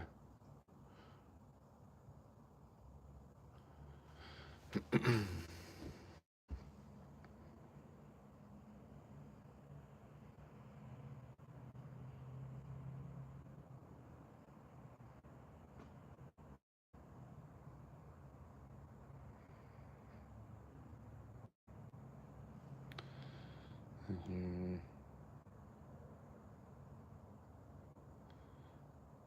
Last year, you might have smoked 5. Yeah, I don't really hang out with smoke too much. I really don't hang out with that many people, to be honest. So before I could just bum one off of somebody. When I quit for like 2. If I felt like I wanted to smoke, I would just bum one and then smoke it. Right. That's why I quit. This sucks. I mean, even going a month, when I smoked that first one, it hurt. And I was like, dang, I should have just let it be. But I don't know. I was dumb. I'm going to get there again. I will definitely be done. Like I said, I had a couple of these filters left, and it was an open box. And I think there's like 100 in a box. I don't know. I might have like 20 or 30 left. Box is gone. I'm done. But when I quit the last time, I was I gave up smoking and then I went to dip. So I still had the nicotine going on. I didn't really quit nicotine, I just quit smoking. And then I would dip so much some days, man, like my lip would be raw. I was like, yeah, this isn't good. I gotta definitely quit doing this stuff.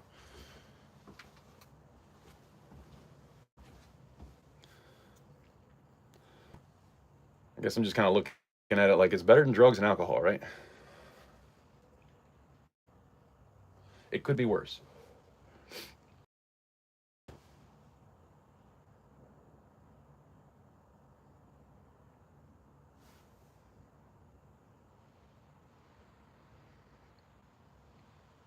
Got some Hawaiian flowers. Got a herb vape. Yeah, I haven't smoked that stuff in years probably. It's been years. Long time. That stuff, whenever I smoke, I tend to it depends. Like I can sit down and watch a movie, it's all good. But I can't be anywhere. I can't be around people. I get so stuck in my head and paranoid. Some people it does the opposite effect, but for me, yeah, it's just not something I like anymore. My younger days, it got me through some tough times, but it also turned into an addiction at one point. So,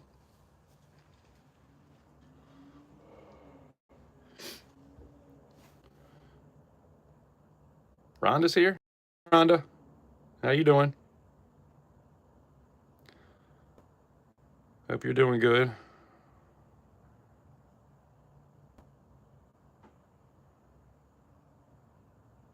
Only chewed during deer season. Yeah, that was a definite thing.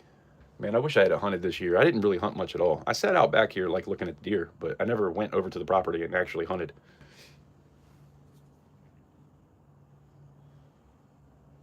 Which kind of sucks because I really love deer meat. I still have some burger from the year before, and we just got that Blackstone. So I'm gonna do some. She wants to have smash burgers, but I think with deer burgers, I'd rather have them not smashed. You really don't want to like overcook them, but it'll be cool to use that thing.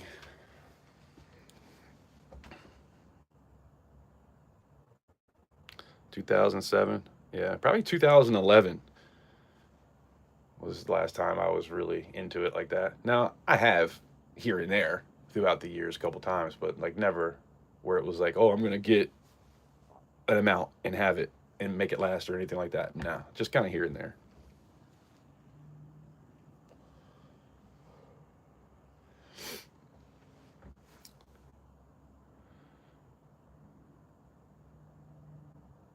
Yeah, Silver Sleuths. That's pretty much how I got to do it. Watch a movie and be by myself. Otherwise, I'm like paranoid. All right, Titan, I will.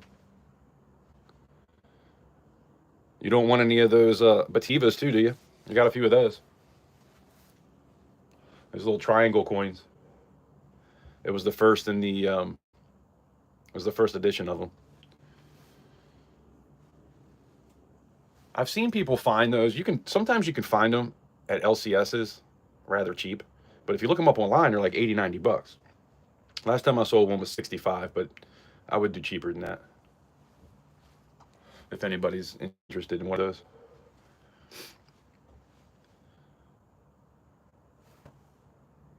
Yeah, Bativas. I got one upstairs. When I go in, I can show you.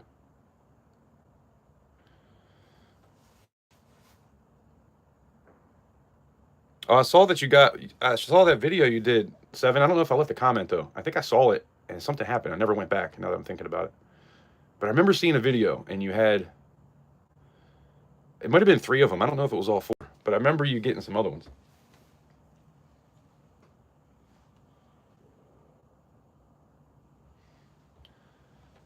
Yeah, you got the first one. I appreciate that.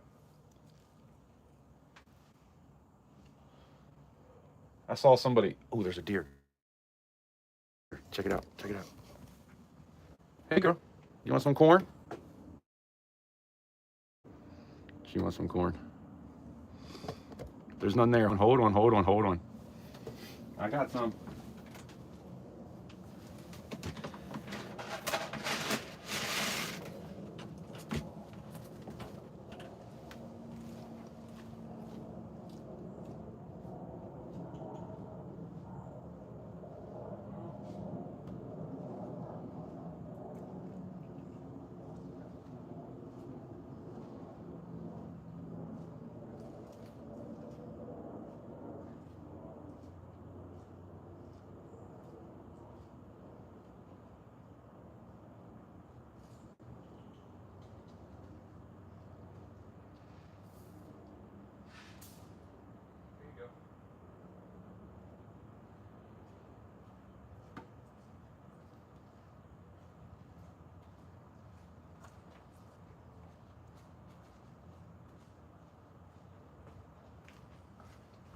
Isn't it funny? We were just talking about hunting, and all of a sudden a deer walks up.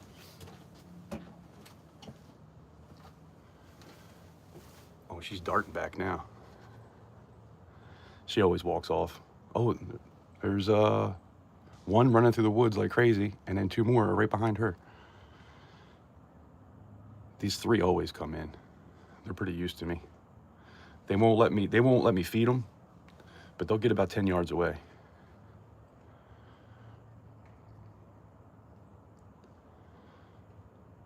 Another one just took off running through the woods. Oh, there's two more behind them. There's 5 deer coming in.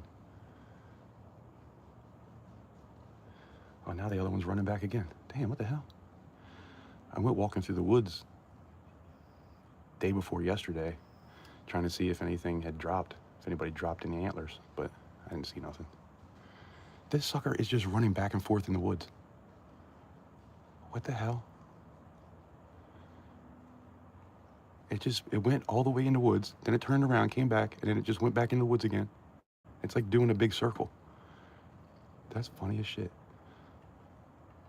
So there's 3 right there. There's 3 more coming up behind her, and there's one darting through the woods. It's still running in the woods. What the fuck is it doing? You see it back there?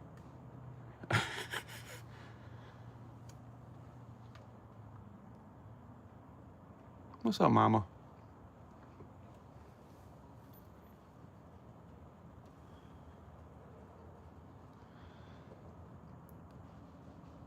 There it goes again. You see it? What the fuck is wrong with this thing? Dude, I got a deer on crack. It's literally running. Watch, here it comes.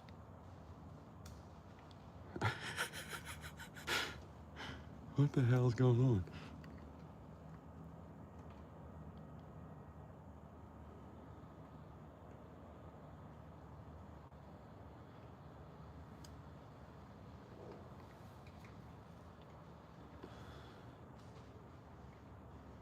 Can you hear it? It's still running in circles.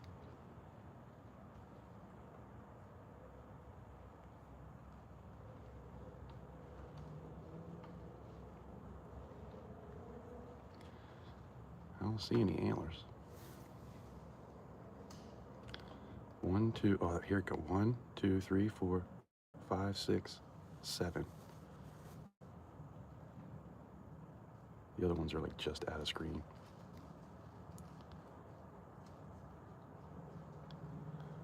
That goofball was just running in circles out there.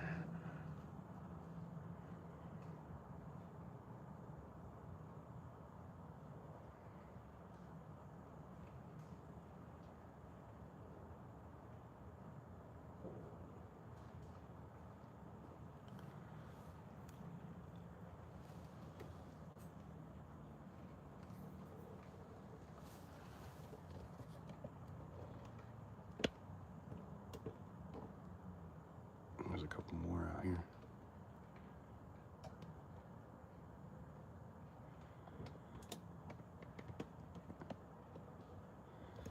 I did change the setting to 4K, but it looks kind of fuzzy to me. I don't know how it looks on y'all's end.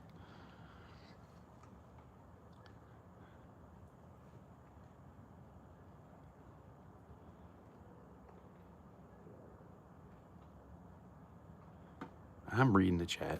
I'll let you know. We'll figure it out. You let me know. If you want a Bativa, just let me know. What do you think's a good deal?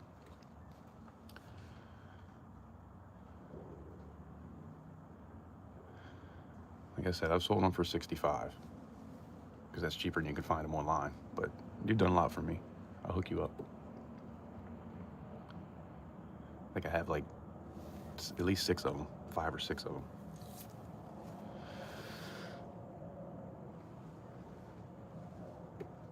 We'll check it out. I'll go on. I finally figured out how to look at the sold items.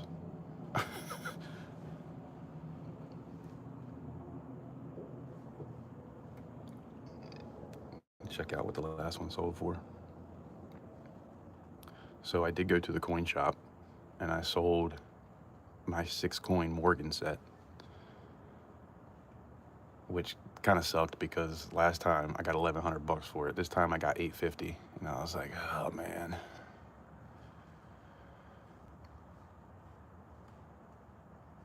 But oh well. All right, Broke Stacker. Have a good night. Appreciate you hanging out. Yeah, Lee, I just put some corn out. The one little doe walked up and she was sniffing around and there wasn't anything out there, so I walked some corn out for her. And they all came running up as soon as I walked back in here. Like, they're used to me, but they don't like to be but so close. I think they about ate all the corn too. It's real wet out there too. I tried to put it on a higher level for them so it's not in the mud, but it rained pretty good last night. That was so funny. That deer did laps in the woods. It probably did at least 6 or 7 laps in a big ass circle. I don't know what that was about.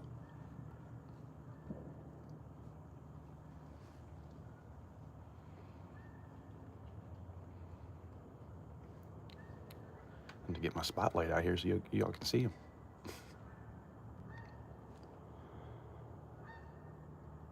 Man, I can't believe hunting season is over. I could have went hunting with my cousin too on the Eastern Shore for goose. You hear them? There's some flying over right now. 1, 2, 3, 4, 5, 6, 7, 8, 9, 10 of them. I could have went, but like I was talking about earlier, we both got COVID. And it was the first day where I started to feel like, something's not good with my throat. And I knew she already had it, so I was like, man, I'd like to come, but I really don't want to get you sick. It only lasted like 3 days. I was good. Last time it was 3 weeks. I got it in 2020, and maybe 2021. And I was down for like 3 weeks. It was about a week straight of, I don't even know what my temperature was. It was hot though, like 105, 106. Like, it was at the point where, like, whatever the point is where you need to go to the hospital, it was like 1 point under that. And so I just fought it for like a week, sweating, dying, and then all of a sudden freezing. So I'd be hot with a fever for a couple hours, and I'd be freezing for a couple hours. And it lasted almost a week. And then the second week was just feeling like crap. And then the third week was just not having any energy to do anything. So this time was not like that at all.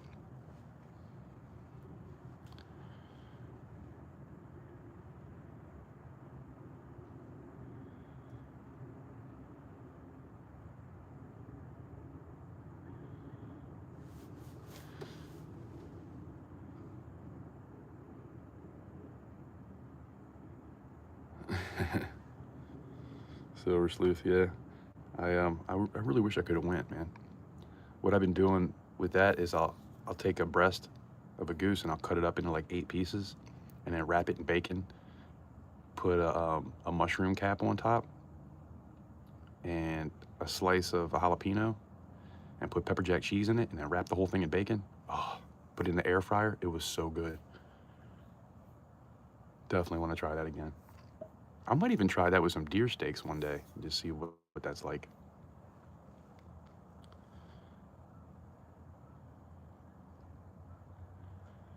Rechat. I'm sorry, man. I'm sorry. Well, I guess you can't really see the deer anyway. Ain't much point in sitting here looking at them. Whoa. Why is this so loose? Oh man, I think I broke my... Dang it. I broke my tripod. Ain't that a bitch? What the hell? That sucks.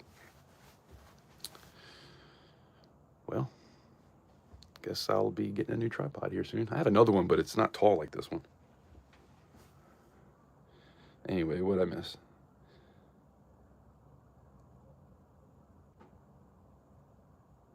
I take all 6? Yeah, I gotta see. I'm not exactly sure how many it is, but I'll let you know.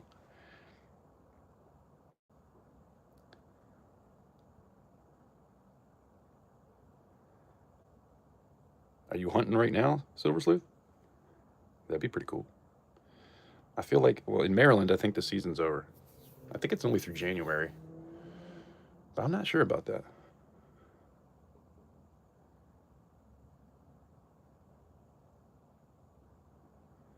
Yeah, it's definitely delicious, let me tell you. And I hadn't had goose. I'm 45 years old, and I used to hunt goose back when I was a teen. But I hadn't shot a goose since I was probably 18 years old. So it had been many, many years. And that's what my cousin was saying he does. So I tried it. I did, you know what I did? They just breast them out. But I was like, man, I don't want to waste anything. I want to take the legs too. And he told me, my cousin, my uncle told me, the other dude that was there told me, don't do it. And I was going to put it in the crock pot because you can soften it up a little bit. But my crock pot broke. So I did it in the air fryer. And man, you couldn't even bite into it. It was ridiculous.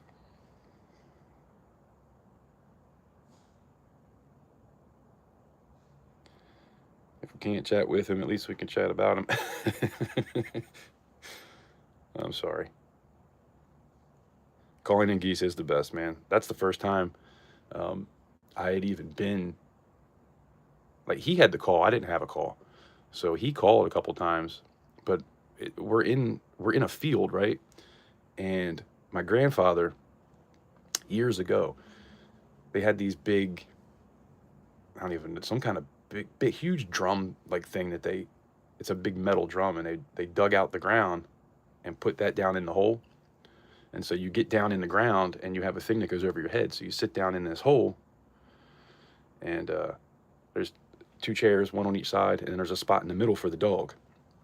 We didn't have a dog because we were in the field, but yeah, he would call. And actually, one time, he didn't even call. Um, we just had fake geese all out everywhere, decoys all over the place. And so I was looking out, and I hadn't done this since I don't think I ever did it. Even when I was a kid, my dad used to always do it, and he would be like, go, and then we throw the thing open and shoot. But I was actually the one watching, and I was like, oh, get ready. We got a couple coming in. Get ready, go. What a freaking rush. It was pretty awesome. But yeah, it is pretty cool when you call them in and they come right to you. Cap is doo-doo, man.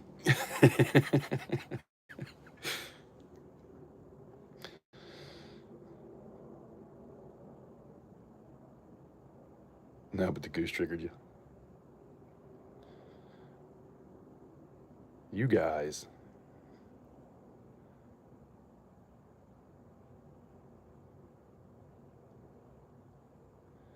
Yellow perch are biting? I wouldn't mind catching some perch. Yeah, legs no good. I tried. Apparently you can, if you do it in the crock pot, you can make them decent. But, I mean, I still tried to eat 2 of them. But you could keep 2 a day, and we were there for 3 days. So I brought home 6. I got my limit every day. So I had 12. Actually, I might have gave him 1. So maybe it was 10 breasts. But yeah, they're gone now. Hello, is Goose there? Yeah, it's right on a river too, where we go. There's a river, and then there's like 4 ponds, and then there's 2 fields where it has these things in the middle of the field, these pits.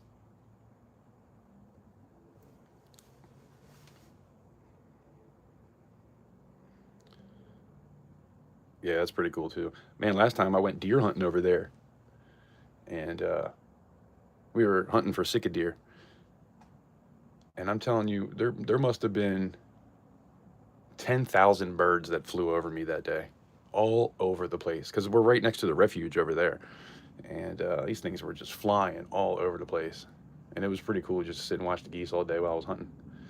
I did get a deer that day too, so that was cool. Gave the legs to the bull terrier. Yeah, I bet he tore them up. Yeah, my dog. If I actually, I might need to do this soon too, because I still have from last year. I got a big old thing of meat. That's all small pieces, and I was gonna make jerky out of it. I need to pull that out and do that soon. But when I'm cutting off stuff and trying to, if it's something that's not quite all meat, I'll give it to the dog. He tears it up.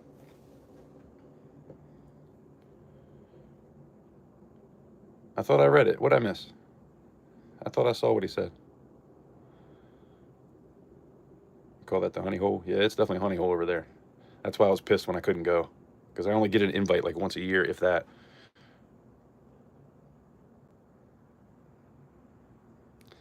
Yeah, okay. Just making sure. I did catch it. I'm sorry, guys. My reading is not so good.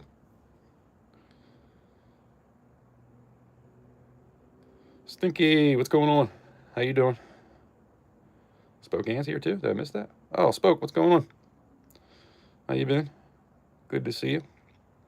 Appreciate you guys stopping in and hanging out with me. We poured a pistola today. You cannot see that. I'm probably still not gonna be able to see it. Man, I can't believe I broke.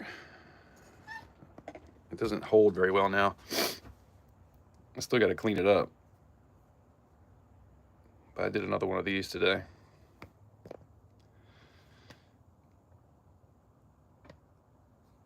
Little pew pew.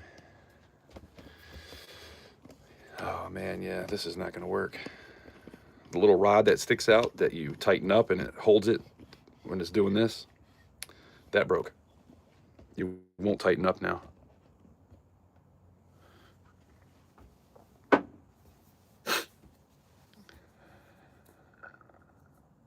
You need another gavel and praying hands? I could do another praying hands. I could do another gavel too. The gavel's hard, man. That's a really hard one to do. It's so much cleanup too. I need to figure out what I'm going to do with what silver I'm going to melt down. I'm running pretty low on shot.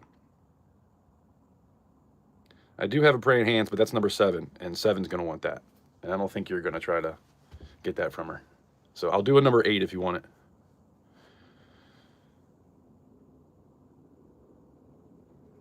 "3D, were you here earlier when I was talking about, you were talking about the shelf you made that's on wheels and you can pull it out?" And I was like, yeah, great minds think alike. That's mine. I don't know if you were here earlier when I said that. Man, we had all that snow. You see, I got a bucket up here. We had all that snow. I kept getting a leak because the pitch on this roof is not very good. It's like a foot. It's 9 foot long, and it's only a foot taller on one side. So it's like kind of like a lean-to type of deal. And I really need to get like some metal roofing to put on it. I got these like shingle paper. It's not even shingles. It's like the shingle roll, and it kind of sucks. So I had a leak, had to stick a bucket in here. I was like, man, moving all my tools and everything around, had to move the furnace out of the way just in case. Because the snow piled up on top and it didn't melt very fast. So luckily I could keep an eye on it and didn't have any issues, but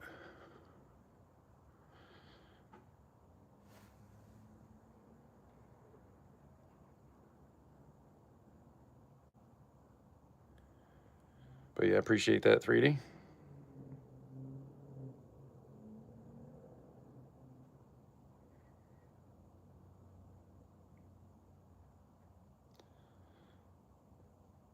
Did you lose a tripod too?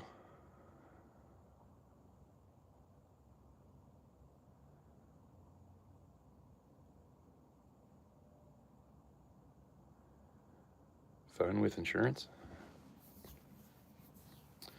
You mess up a phone again? I know you ran it over last time, didn't you?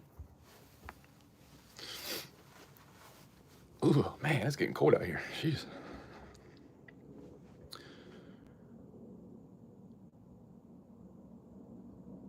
He's not going to take 7. I'll do a number 8. I like doing those anyway. I'll do another one. Whew. Rhonda, I poured this pew pew, a little revolver, which turned out really good too. Even the handle, like all the detail came out on the handle, which is hard to get. And I was kind of nervous because the sand I didn't press down all the way on one side. I wanted to try to be able to push down into it because it's duff clay and it's really hard. And I probably should have did it a little bit more. but it worked out. I was nervous for a minute there, but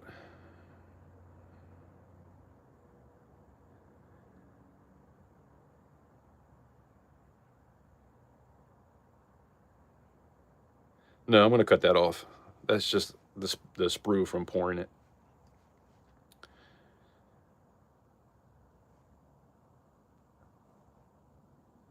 Thank you, Silver Sleuth. Appreciate it. Uh-oh. Spoke likes number 7 too.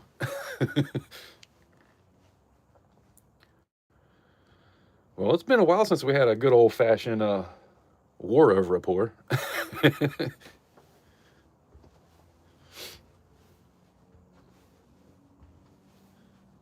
So I was saying earlier, I need to go back and watch some of the old auctions and see what you guys were like with whatever the bidding wars were on, and try to pour more of that stuff. Because it sucks when I put a bunch of hours into a piece and nobody bids on it. It kind of sucks. It doesn't happen that often, but or even if I put it up for a cheap price, because that's like the cheapest I'm willing to go, and it sells for that. That kind of sucks too. But that's part of the process. Ooh, man. I'm not complaining. I'm just saying. I love it when you guys have bidding wars. But I do. 7 has been a huge supporter, and I try to give her what she wants if I can. Spokane too. Everybody, there's quite a few of you that have done a lot for me, and I do appreciate it.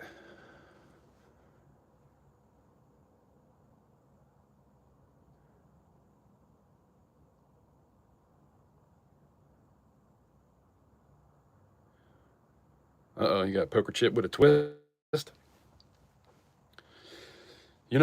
I have a alpha stacker poker chip. I was wondering if I should pour that. Because I don't know whatever happened to Michael. He got all pissed off at me for some reason. I don't know. I guess because I didn't call him. And so he doesn't do anything for me anymore. But I still have that. I should have sent that back to him, but he wanted his shot back, and I was like, all right. Since we haven't talked in a while, can you send my shot back? And I was like, if you want me to, I guess. That's kind of weird. I thought you were going to pour, I was going to pour stuff for you, and you were going to make me some molds, but he kind of backed out of that, so it is what it is. Emerald, what's going on? Try to be a good dude. Appreciate you saying that. Try to be honest with everything. It's like I quit smoking for a month. I told everybody I'm quitting on New Year's and didn't smoke for a couple weeks. And then I broke it. And I had a couple cigarettes. I told the truth. I'm going to get there, though. I'm going to quit again. It's hard, man. But I haven't drank in 4 months now at all. I didn't drink for a while, and then I started dabbling a little bit. And then kind of felt like I was needing a drink to do things. Even though it was only a beer or two, I just kind of felt like I was thinking about it too much. Like I needed it before I would do something. And so I had to quit again. And yeah, it's been about 4 months now. Probably 120 days, something like that, maybe. I don't sit there and count the days like that every day, but anyway.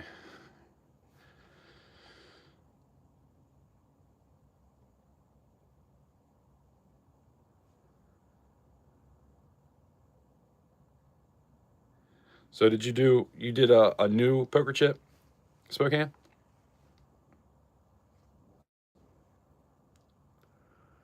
I know you said a poker chip with a twist. Yeah, Emerald, I tell myself that every day. I pray every day for God to give me strength to be the best version of myself. I say it multiple times a day. And I try to be grateful for what I have. Thank you for my mind, body, and soul, for my family, for my health, for my family's health, for my friends, for my neighbors, for people that I might come in contact with today. Thank you. Thank you for this existence, for this experience, being on earth and being alive. Thank you.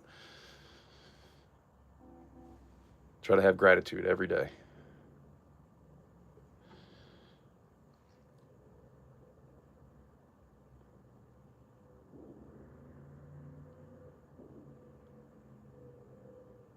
Well, I don't think So I've been through some things that are definitely worse than cigarettes. I'm not proud of it, but I've had to kick opioids, and let me tell you, that's the hardest thing you'll ever do. That is the hardest one. Smoking is nothing compared to that, because you feel like total crap. Like you don't even feel like yourself. There's so much that comes along with that. Depression. I mean, that's the worst part of it, I think. Feeling like everything hurts so bad. It's like it's not even the muscles that hurt. It feels like your bones hurt. Diarrhea for 2 weeks straight. I mean, it's rough. Whole body hurts. I would get restless legs so bad it would be in my whole body. Like you know how you can't hold your legs still. I would be like jumping. I would try to sleep and like feeling like I'm jumping out of the bed, like not able to hold still. I never want to do that again. Yeah, that came from a really bad snowboarding accident, and it took me a couple years to be done. God is great. I have to watch the video and see. I hear you. Will do. Just keep staying strong. Yeah, it's tough. I gotta say, I get in my head too much, but I'm working on it every day, and as long as I continue to be a work in progress, that's all I can do.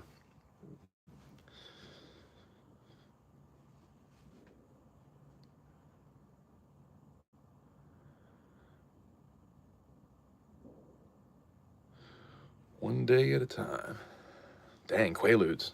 Nah, I'm not gonna lie. I wish I had taken a Quaalude at some point, just to see what it was like. Is that kind of something like ecstasy? I've been through that too in my younger days. From 18 to 25, every weekend. Every weekend.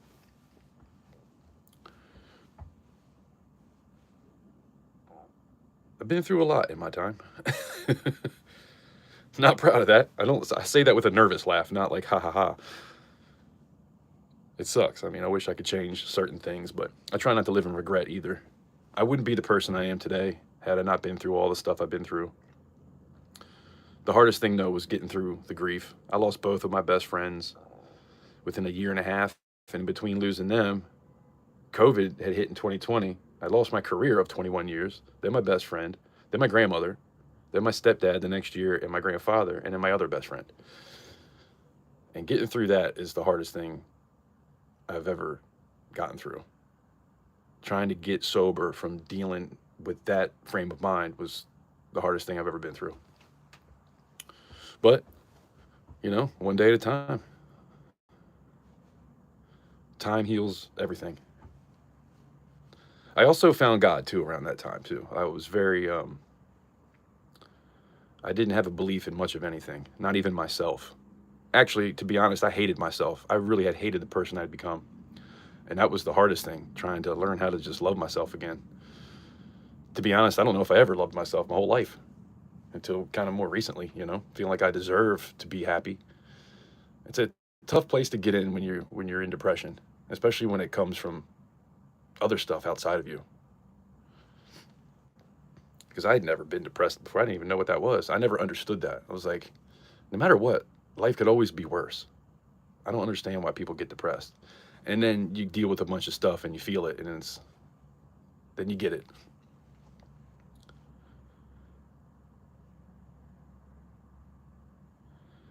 Yeah, when you're on pills, just and it's not even like you're trying to get a buzz or anything from it. It's you're just trying to feel normal.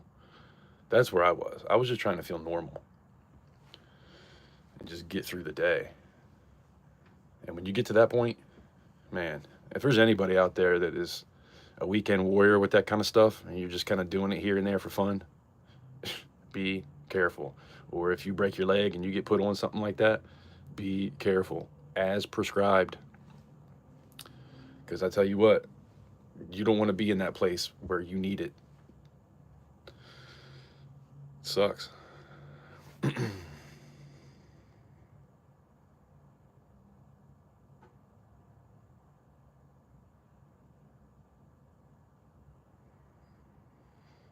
But yeah, that was definitely the hardest thing I've ever done in my life. Cigarettes are nothing compared to that. Especially when you run out of that, and then you end up going to the other thing because you ran out of that. Yeah, that's where I was. Like I said, I'm not proud of it, but I do like to talk about it because I'm an open book and I try to be honest. And, if my story can help somebody, I'm all about that.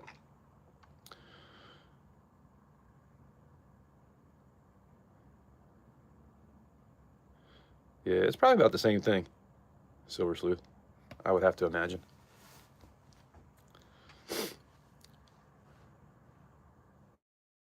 God heals everything, yeah. Decent diet, working out, yeah. Man, the working out thing, I was seeing muscles I hadn't seen in years a few months back. And then I hurt my arm. And even now, I have been working out a little bit, but I can't do but so much. So I'm working on getting there again. Because I tell you, I feel like a totally different person when I work out every day, for sure. And meditation, grounding. I wish I could do grounding. It's so damn cold. I don't even want to put my feet on the ground. But grounding throughout the summer, that was a huge help for me. Being in the woods, even just being in nature. Shoot, these deer coming up and just hanging out with the deer and kind of forming a relationship with them a little bit, I know that sounds stupid, but they know me and they don't run off. They will wait for me to feed them and stuff like that. So even that was kind of something that helped me get through here recently.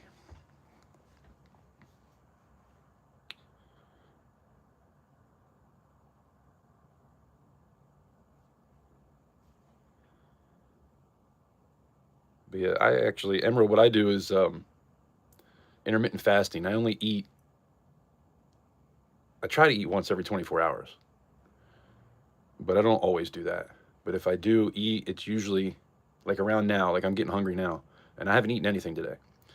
And I might eat dinner and then eat something later on, but I try not to eat outside of a period of like within 4 hours. And that was helping a lot too with the weight. Then when I was drinking, I always gained the weight back. And then when I quit drinking, I always lose the weight again. But when I quit smoking, man, that's another reason why I ended up smoking again. Cause like I wasn't working out and I was so hungry all the time. And I was like, man, I'm going to get fat. I need to get back to where I'm working out every day again and then quit smoking. That was another reason. It's always some kind of excuse though. Yes, pills are definitely a habit for me. That is for sure. No injury, doctor just bored. Whoa. Yeah, this thing is definitely broke. Stay.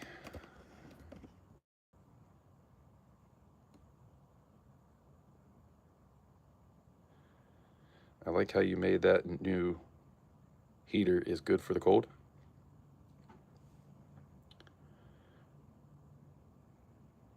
What are we talking about? I should have a heater on because it's cold as hell in here right now. Actually, I probably could do that because the furnace ain't on. Shut this door too. There we go. Now we're using our freaking brains. Gotta run. All right, Spokane. I appreciate you stopping in. But I'm good, Jonathan. How are you doing? I appreciate you stopping in here. I was telling a story earlier about my a heater I had, a kerosene heater, and I put a new wick on it, and it worked fine for like 3 or 4 hours. I go in the house and I come back outside like 2 hours later. The whole shed is full of smoke, soot on everything. Ugh. Never want to do that again. I haven't even tried to use it again since then because I just don't want to take a chance.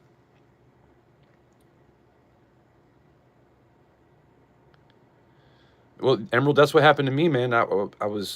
I didn't drink for a while. When I first came back, I wasn't drinking, and then I had a live stream. I had an auction that I wanted to do, and I had a couple of beers that night, and then I started feeling like even on Thursdays when I would go live, I didn't get drunk, but I might buy like 2 20-ounces or 24 ounce, 2 of the 24 ounces, or buy a 6-pack, and drink a few beers before and then during. It's not like I ever got drunk, but I started to feel like I needed it to do things, and that's not a place I want to be. So I had to even give that up. I think it's harder when you're not the type of drunk that, like when you're drunk. Like if you drink to get drunk, I feel like that's a lot easier to quit than somebody that's just drinking just to kind of loosen up and have a couple beers here and there. Because it's not necessarily a problem. I'd say I was a pretty normal drinker, but it can definitely be a problem. I mean, when I was going through all that grief, a fifth of whiskey and an 18 pack every 2 days, that's a lot. I mean, it could have been worse, but I drank for a year straight like that. And I never want to go through that again. But anyway, yeah, it's tough. But yeah, it's been 4 months now, probably getting close to 120 days since I've had any kind of drink at all. And that was only for a weekend. I didn't drink for a month before that too. But man, I tell you, I feel like I got like a chemical imbalance too. It's almost like I'm having an identity crisis. I don't know if that makes any sense, but I don't know. It's weird. Like going live too. It's like I need to hit the button. If I sit and think about it, that's what makes me want to drink. If I just say, "Oh, it's time, go live," you know. Like today, I almost didn't go live again. And I was like, "Oh, I got to do it. The show must go on." Once I hit the button, it's just like going on stage, right? You could be nervous, and then you get through the first song and you're not nervous anymore. But it's the leading up to it. If I can just get out of my head and not think about things, that's the best place that I can be. So I work on it every day, but it's hard. Just watching the news. There's a lot of crazy stuff going on in the news, isn't there, Jonathan?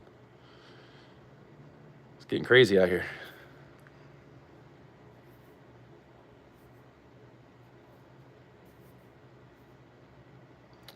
Oh, wow. That sucks, Rhonda. I can't imagine breathing it in. Like I opened the door and I was like, what the hell? I couldn't even see. Now this shed is only 8 foot wide and I couldn't even see 2 foot into the room. So I went in enough to turn it off and then just opened both doors up and put a fan on and just tried to air it out. But the damage was done. I can still walk in the back of that shed and I could probably find something that has soot on the top of it. There's still things I haven't got to.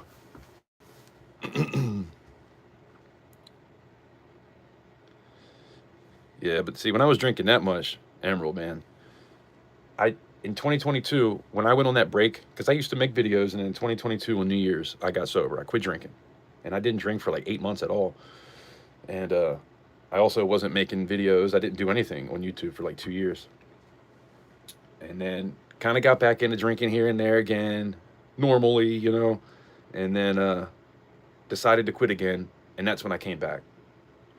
And then I went back into it again, and then I quit again. So I've been back and forth with it. I've been on and off the wagon. And I think a lot of us have that struggle. So I think it's cool to talk about because then you know you're not alone if you are dealing with something like that.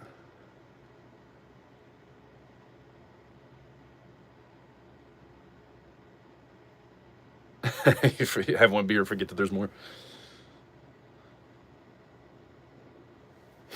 That's how my dad is. Like he would get off work and just have a beer, and that was it. And I was like, that's when I was going through my stuff too. I was like, man, I don't know how you can just do that, because I was in too much grief. I lost my career. We were in the middle of COVID. I had just turned 40. Like I had a lot going on back then.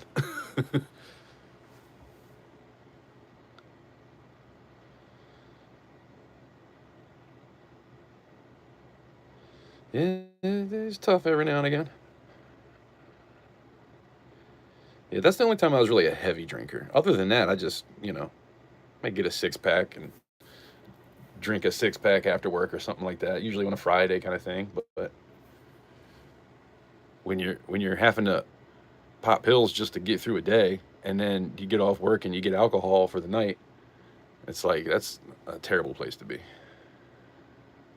Midlife crisis, yeah, man. Especially losing so many people that I was close to. 5 of my top 12 people in life probably I lost within a year and a half, and it was not easy.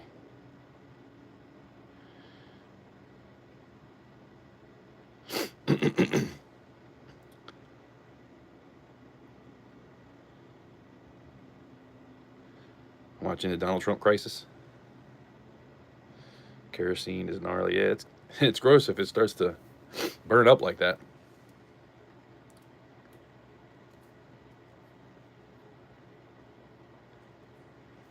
Dang. Might have saved his life, Rhonda.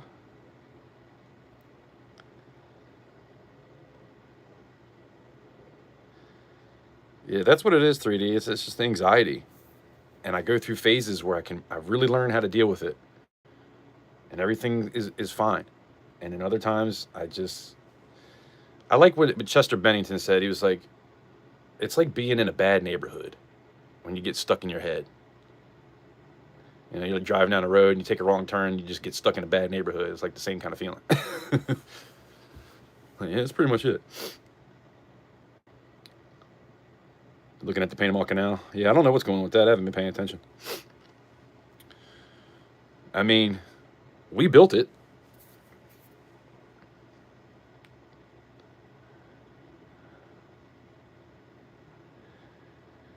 Lightweight, cheap, drunk. Yeah, I mean, I guess I probably have too for the most part.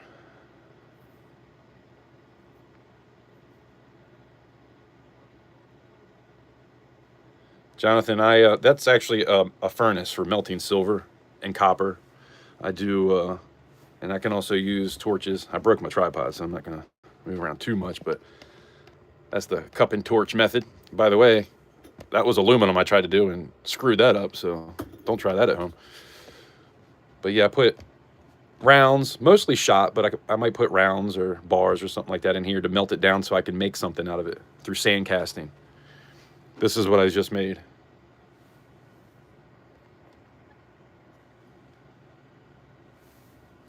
So it was in a flask. I had to pour it down into here. So eventually I'll cut this off and it'll just be a little bit under an ounce. I got to clean it up still, but that's what I do in here.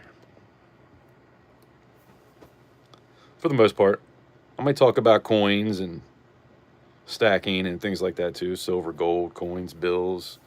Sometimes the outdoors, maybe. I want to get to where I can go fishing. I got a GoPro. I still haven't used the damn thing yet. Need to get to using that.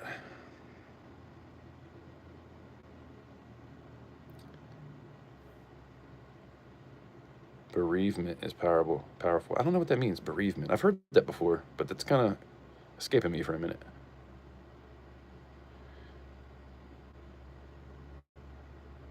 Yeah, I was never really able to drink just one either. But I also didn't like to be drunk. So I would drink one, and then it's like, all right, it's time for another one, time for another one. And then if I drank too much, started feeling like a little bit, my stomach would usually start hurting. I'd be like, all right, I gotta sit down for a little while. But I was really good at riding that line, getting to the point. I knew exactly how to get to that point and keep that point going all night. So not drunk, but buzzed. And I just wanted to learn how to live life without it.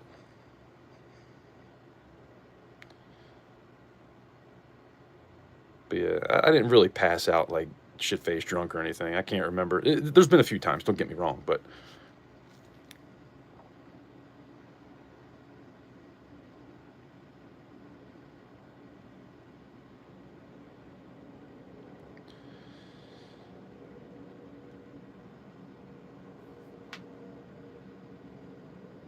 all right, Emerald, I appreciate you stopping in. I'm probably going to get off here too. We got 37 likes. I appreciate you guys stopping in and hitting the like button and hanging out with me. I'll definitely be on next Thursday. I might pop one here and there too.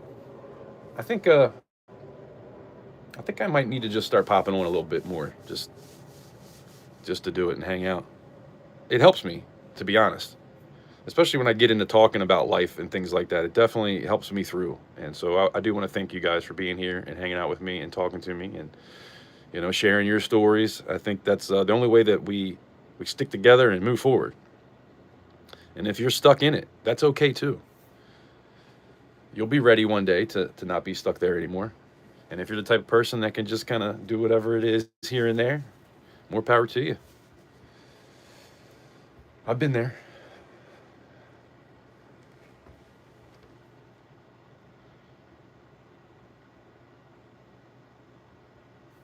Yeah, definitely sadness from losing both of my best friends. I was best man twice, and I lost both of them. within like a year and a half. And I'll be honest with you, I haven't been the same since. I don't know if I'll ever be the person I used to be, to be honest. You know, I lost so much in like a year and a half, 2 years.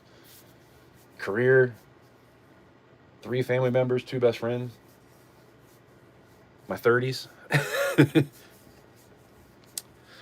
Definitely a midlife crisis.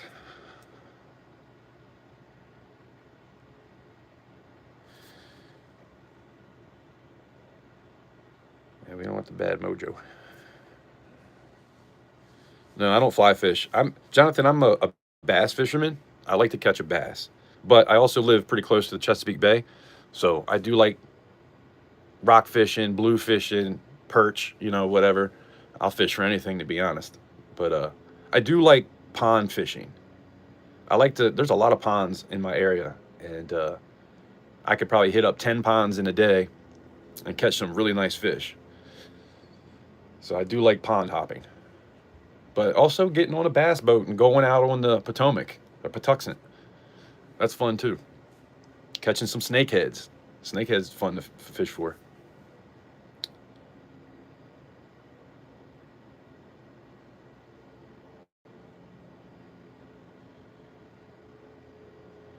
Make a video of your fine-tuned fishing and product phase and just talk.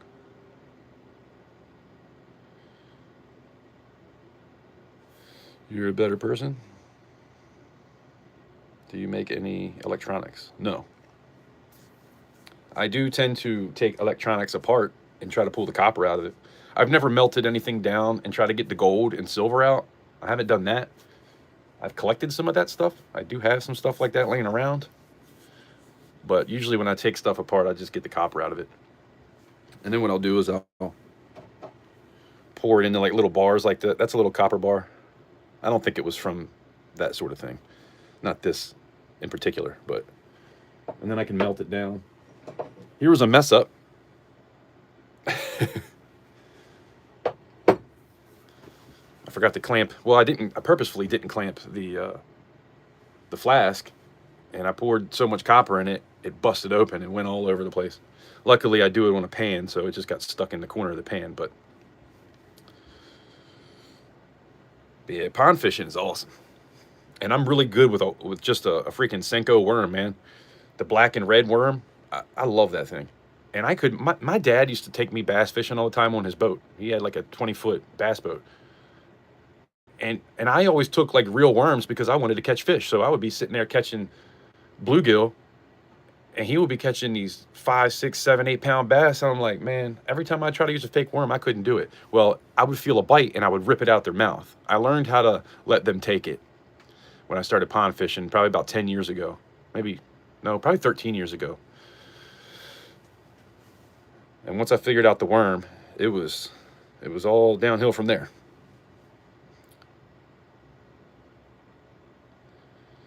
Bluegill's fun. My daughter there's a pond not too far from here, and they stock trout in it, but they do it, I think, in maybe the end of February, early March, and everybody goes there to catch them. Well, usually by summertime they're all gone. They've all been caught. And I took my daughter there during the eclipse, and it was warm that day until the sun went away, and then it came back and it was warm again. So it did get cold. It was still probably a little bit chilly out, especially at nights. But she ended up catching one. I've never even caught one myself, so that was pretty cool. My daughter caught her first bass and saved its life because it had gotten to one of those, those black nets. It had got the black net stuck around its body, and it was growing into the net. So we had to cut the net off because it was getting real tight. It was like pinching it. Like it wasn't going to be able to probably breathe at some point. Well, I don't know about breathe. You know what I'm saying. It wasn't going to get around all that great. So we cut that off there and put it back. But yeah, I don't really catch bass to eat it. I catch bass just to catch and release. It's a lot of fun. You want to build a sensor module? Yeah, I don't know anything about that kind of stuff. Catfish, Rhonda. Catfish is fun too. They're so damn slimy though. I like to eat them. They do taste good, but I don't like cutting them up. It's such a pain in the butt. You gotta screw their heads to a freaking tree and and peel their skin off. And it's like, ugh. I tried to eat a snakehead once, and when I cut into it, it had worms in its stomach, and I was like, what the hell? Not in the meat on the bottom part. And I was like, yeah, I'm not eating that. I took it back in the woods and let the fox eat it because there was no way. Although I did realize if it doesn't matter, even if it's got worms, all you got to do is cook it and all that stuff will die. But I didn't want to take that chance. But yeah, catfishing is fun. I've never tried noodling. I don't think I would either. Something about being in water where I can't see the bottom and then sticking my hand up into a hole, that's something I am never going to do. I like watching it. I see people do it, and I'm like, man, that's pretty cool. But that's not anything I'll ever do. I'll be just fine catching it from a boat or on the on land.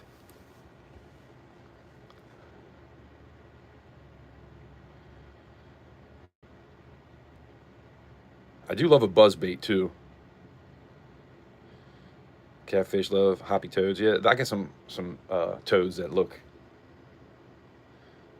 so real. It's crazy. That's a good way to catch snakeheads too. Snakeheads, they love top water, but I've also caught one off of a worm. So, but yeah, I love a top water bait. I like to see them come up and hit it. So there's little buzz baits, and a buzz bait is the thing that has a little paddle. So it goes across the top of the water, and it just stays on top. And then the bass will just come up and almost jump out the water to get it. I love those. That's a lot of fun. That's what I caught most bass on. Until I figured out the worm. And once I figured out the worm, that's pretty much what I like to do now. But see, even when I go to a pond, I take 3 or 4 fishing rods with me, and they all have something different on it. And I'll try one thing for a while, put the rod down, pick up another rod, do that for a while. So it's either that or take a backpack and then keep putting new stuff on, which I hate to do. So I tie a knot that will never get broke. And it's kind of a pain in the butt to tie, so I try to have everything ready when I go fishing. I have probably 10 freshwater rods.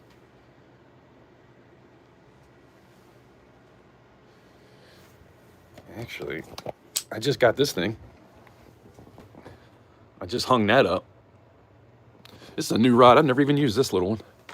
That was $10 at Walmart. I was like, man, that's a good deal. But see this, how it has that little thing that buzzes? That's a buzz bait. And it just goes across the top of the water. Nothing else really has anything on it. And these are my daughter's little rods. It's got the little clip thing on it. All my other rods are out front on the front porch right now, actually. That's all freshwater rods.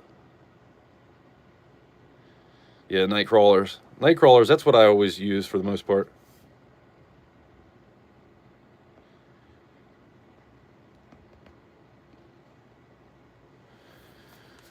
You're going to make an advertisement out of fishing lures?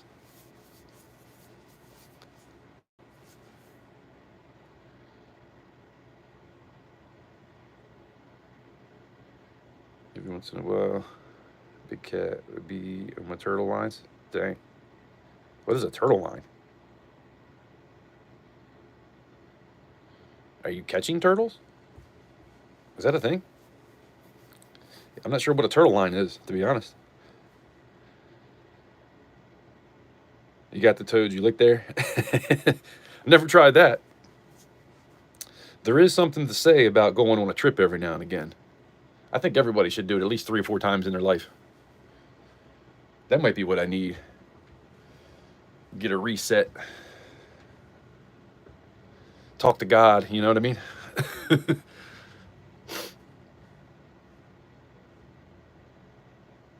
Hand line, anchored to bank. Okay.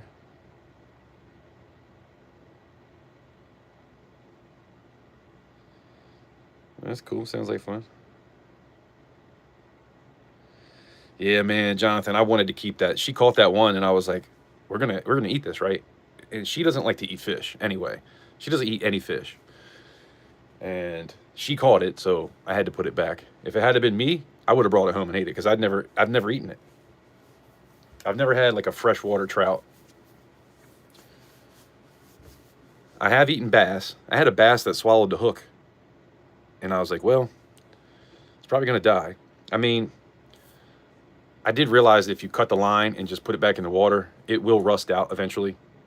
But I felt bad. I ended up just eating it.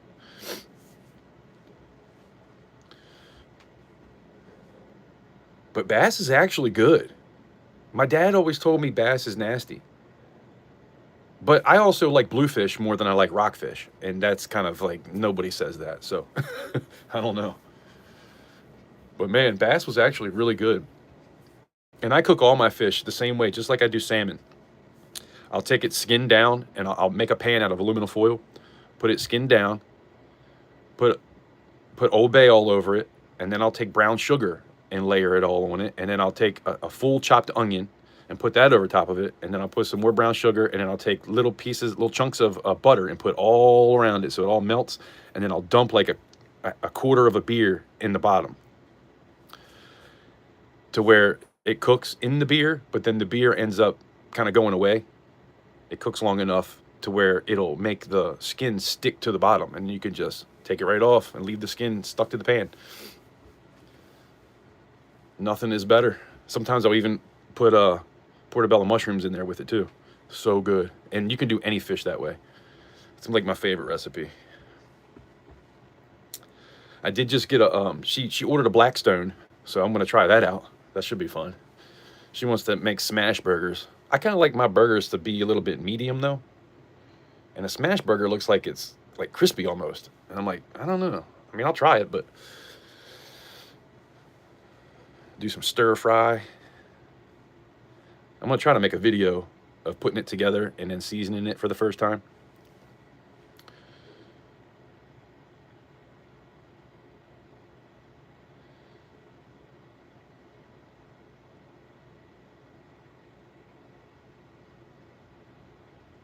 Can make those insect hooks. The fishing lure frog. That sounds good for some content. Fishing contest. Man, that's what I loved about that app, man. That Fish Brain app, that thing was awesome. I used to love the Fish Brain app. And then I got a new phone, and I couldn't get Fish Brain onto my new phone. So I think I had like 70 or 80 bass I caught and had a picture of every single one of them. And now I can't even get on the damn thing. And I was fishing my butt off that whole summer. For like 2 summers, I fished as much as I possibly could. And this was all pond hopping. And there was a dude I was working with. He would go with me a lot of times too. And a lot of times I would take my lunch break because I had like 3 ponds pretty close to where I worked. And I had an hour lunch break. It would take me like 10 minutes to get there, 10 minutes to get back. And I'd have like a half hour, 40 minutes to fish. And many times I would catch a nice fish on my lunch break. But yeah, I got that GoPro. It's a 4K GoPro. I need to start using that. I definitely want to do some fishing. Hunting too. I wish I had hunted this year. I sat out here and we watched deer out back, but I didn't pull the trigger on anything this year. Kind of regret that now. My cousin, man, when he invited me, so he wanted to goose hunt in the morning and then sick a deer hunt in the afternoon. And he shot a really nice 6-point sick a deer. So I'm really kicking myself for not going now. Sick a deer is so good to eat. It's like a black deer, and the antlers, it's not like a whitetail where the antlers kind of go out and up. Like they stick almost like straight up, and they don't get bigger than like a 6-point. And it's a small deer. Like it's in the not a caribou. What's the other one? They bugle. It's in the elk family, but really small, like smaller than a whitetail. Like 80, 90 pounds is like a big one. Although I shot a doe that weighed 128 pounds after I gutted her. That thing was huge. It was like a freaking mini horse. But she was fat. She had like a 3-inch layer of fat on her ass. Like it was crazy. I've never shot anything like that before or after. But that was some good eating, let me tell you. Silver Sleuth, you got sick of it. Where you at? You in Maryland?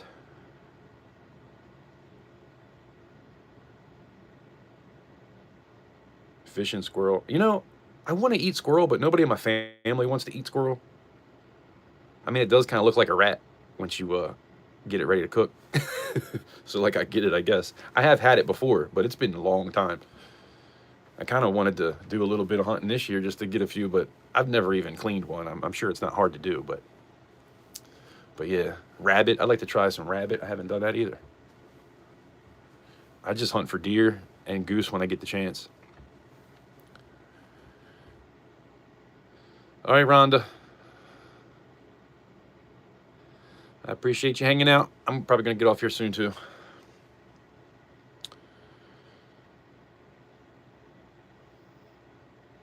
A tasty tree rat. That's what it looks like.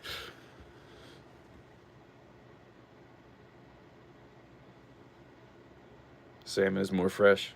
I love a good salmon. Rockfish ain't bad, too. So we don't have salmon here on the bay. Not that I know of. The only salmon I know of is like freshwater. But I know, oh, maybe I'm thinking of trout, like a sea trout. I think that's maybe what I was thinking of. And I don't even know if that's the same type of fish, but bluefish are good. Perch are really good. That's what we have around here. I need to talk to my buddy. He lives right down the street, and he's got a pier in his neighborhood. I don't have a pier in my neighborhood. We can go over there and catch some perch, catch some rockfish. Rockfish is good the way I was talking about the salmon, too.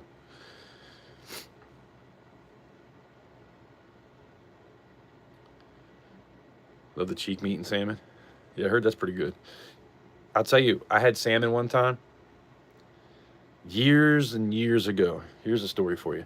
So I was dating a girl. I was over her apartment, and we had cooked some salmon, and I'm chewing it up. And right as I swallow, I realized, like, wait a minute, something kind of, it almost got stuck, right, in my throat. Like, I thought I was about to choke. Well, I swallow again, and I get the meat down, but I got a fish bone stuck in the back of my throat. And I couldn't see it. I could feel it, but I couldn't see it, right? So I look in the mirror, and I'm like, ah. I do that, and when I do that, it pops up just enough for me to see it all the way in the back of my throat, but it was stuck in the back of my throat. Kind of like down. And I was like, well, this sucks. So I'm like, do you have any pliers? Can you, like, because I couldn't see. I was like, can you just stick the pliers back there? I'll say, and you pull it out, and she wouldn't do it. So I ended up going to the freaking hospital, sat there for 7 hours in the hospital for a doctor to take needle nose pliers and pluck it out. I was like, yeah, this is a total waste of time. I should have just did it myself. I use a mirror to cut my hair. I should have just did it.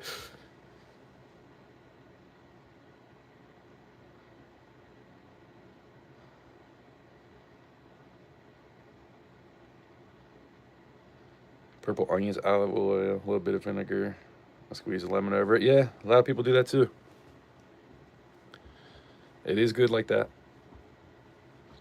I don't know about vinegar. Is it apple cider vinegar? I don't really like vinegar that much. But I know if you're just using a little bit, it probably just adds to the flavor. It's kind of like using a little bit of wine, you know? That'd probably be good too. I made some wine a couple years ago. I made a grape vine out front, like right next to my driveway. And this year it didn't really grow that great. Of course, it didn't rain for shit this year either. But last year, man, I made some wine, and I made like 3 bottles of it with all the grapes I had. Maybe 4 bottles. And it was so good. But yeah, I think if I do that again, I'll probably just give it away. I really have like no desire to drink anymore. Even just 1 or 2, because I know what that turns into. The next day, I'll be like, I want another 1 or 2. And the day after that, I need another 1 or 2. So I think I'm just over it for a while.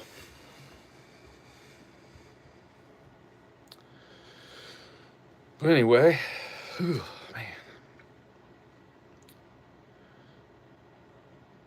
Poke weed wine? I don't think I've heard of that. No idea what that is.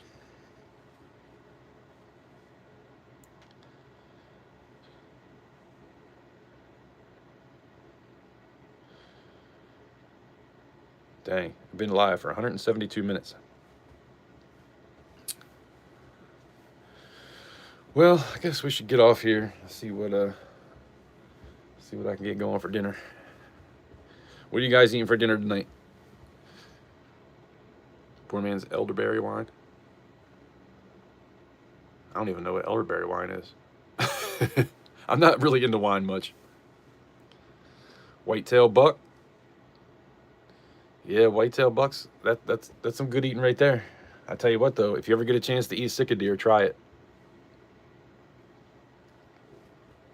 Silver Sleuth, where do you see sick deer at? Because we got them over here in Maryland on the Eastern Shore, but that's the only place I know because it's from another country, isn't it? I thought it was a Japanese deer. Do you live on the Eastern Shore, or do they have them somewhere else in the United States? I'm curious. Yeah, Titan, I'm going to get off here in a minute. I'm sorry. Been running my mouth. You know how I get. I am ready to be warm, I can tell you that much. Salmon is the cheapest fish on the island. So you're on an island? Oh, in Hawaii. Gotcha.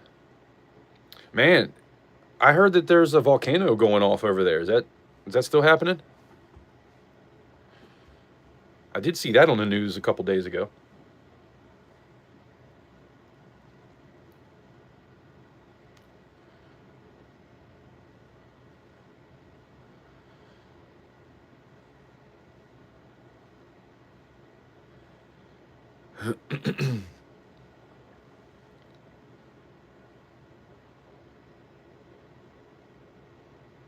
Is Maui the big island? That is the big island called.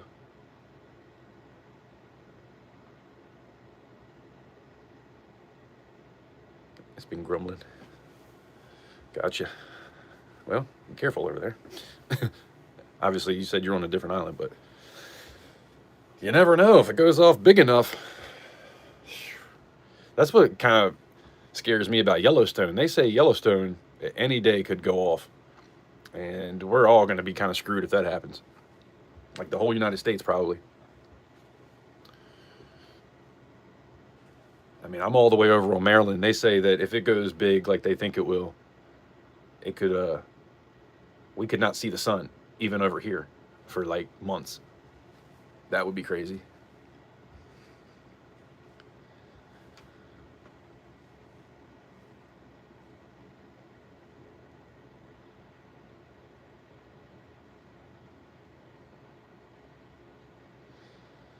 Okay, gotcha. All right, guys. I guess I'm going to get off here. Try to get some food and cut this little thing off. And hopefully soon, I don't know. If I have an auction, I try to do Fridays, but I might even do a different day. I don't know. We'll see what happens. I'm not going to be able to do it by tomorrow. Or Saturday, for that matter. But next Friday is Valentine's Day. And so, I usually try to cook her dinner and stuff. So I doubt I'll be doing that on Valentine's Day. So maybe next Saturday or the following Friday. And if I talk to Titan, I should be able to get through for a little while anyway. If you want that gold, I should be able to get through. So at some point within the next, we'll say 2 weeks, I'll be having an auction. And have a little bit of this, a little bit of that. I might even have my first gold piece at that point. But anyway, I'm going to go ahead and get off here. I'm more worried about DC. Solar setup here. Oh.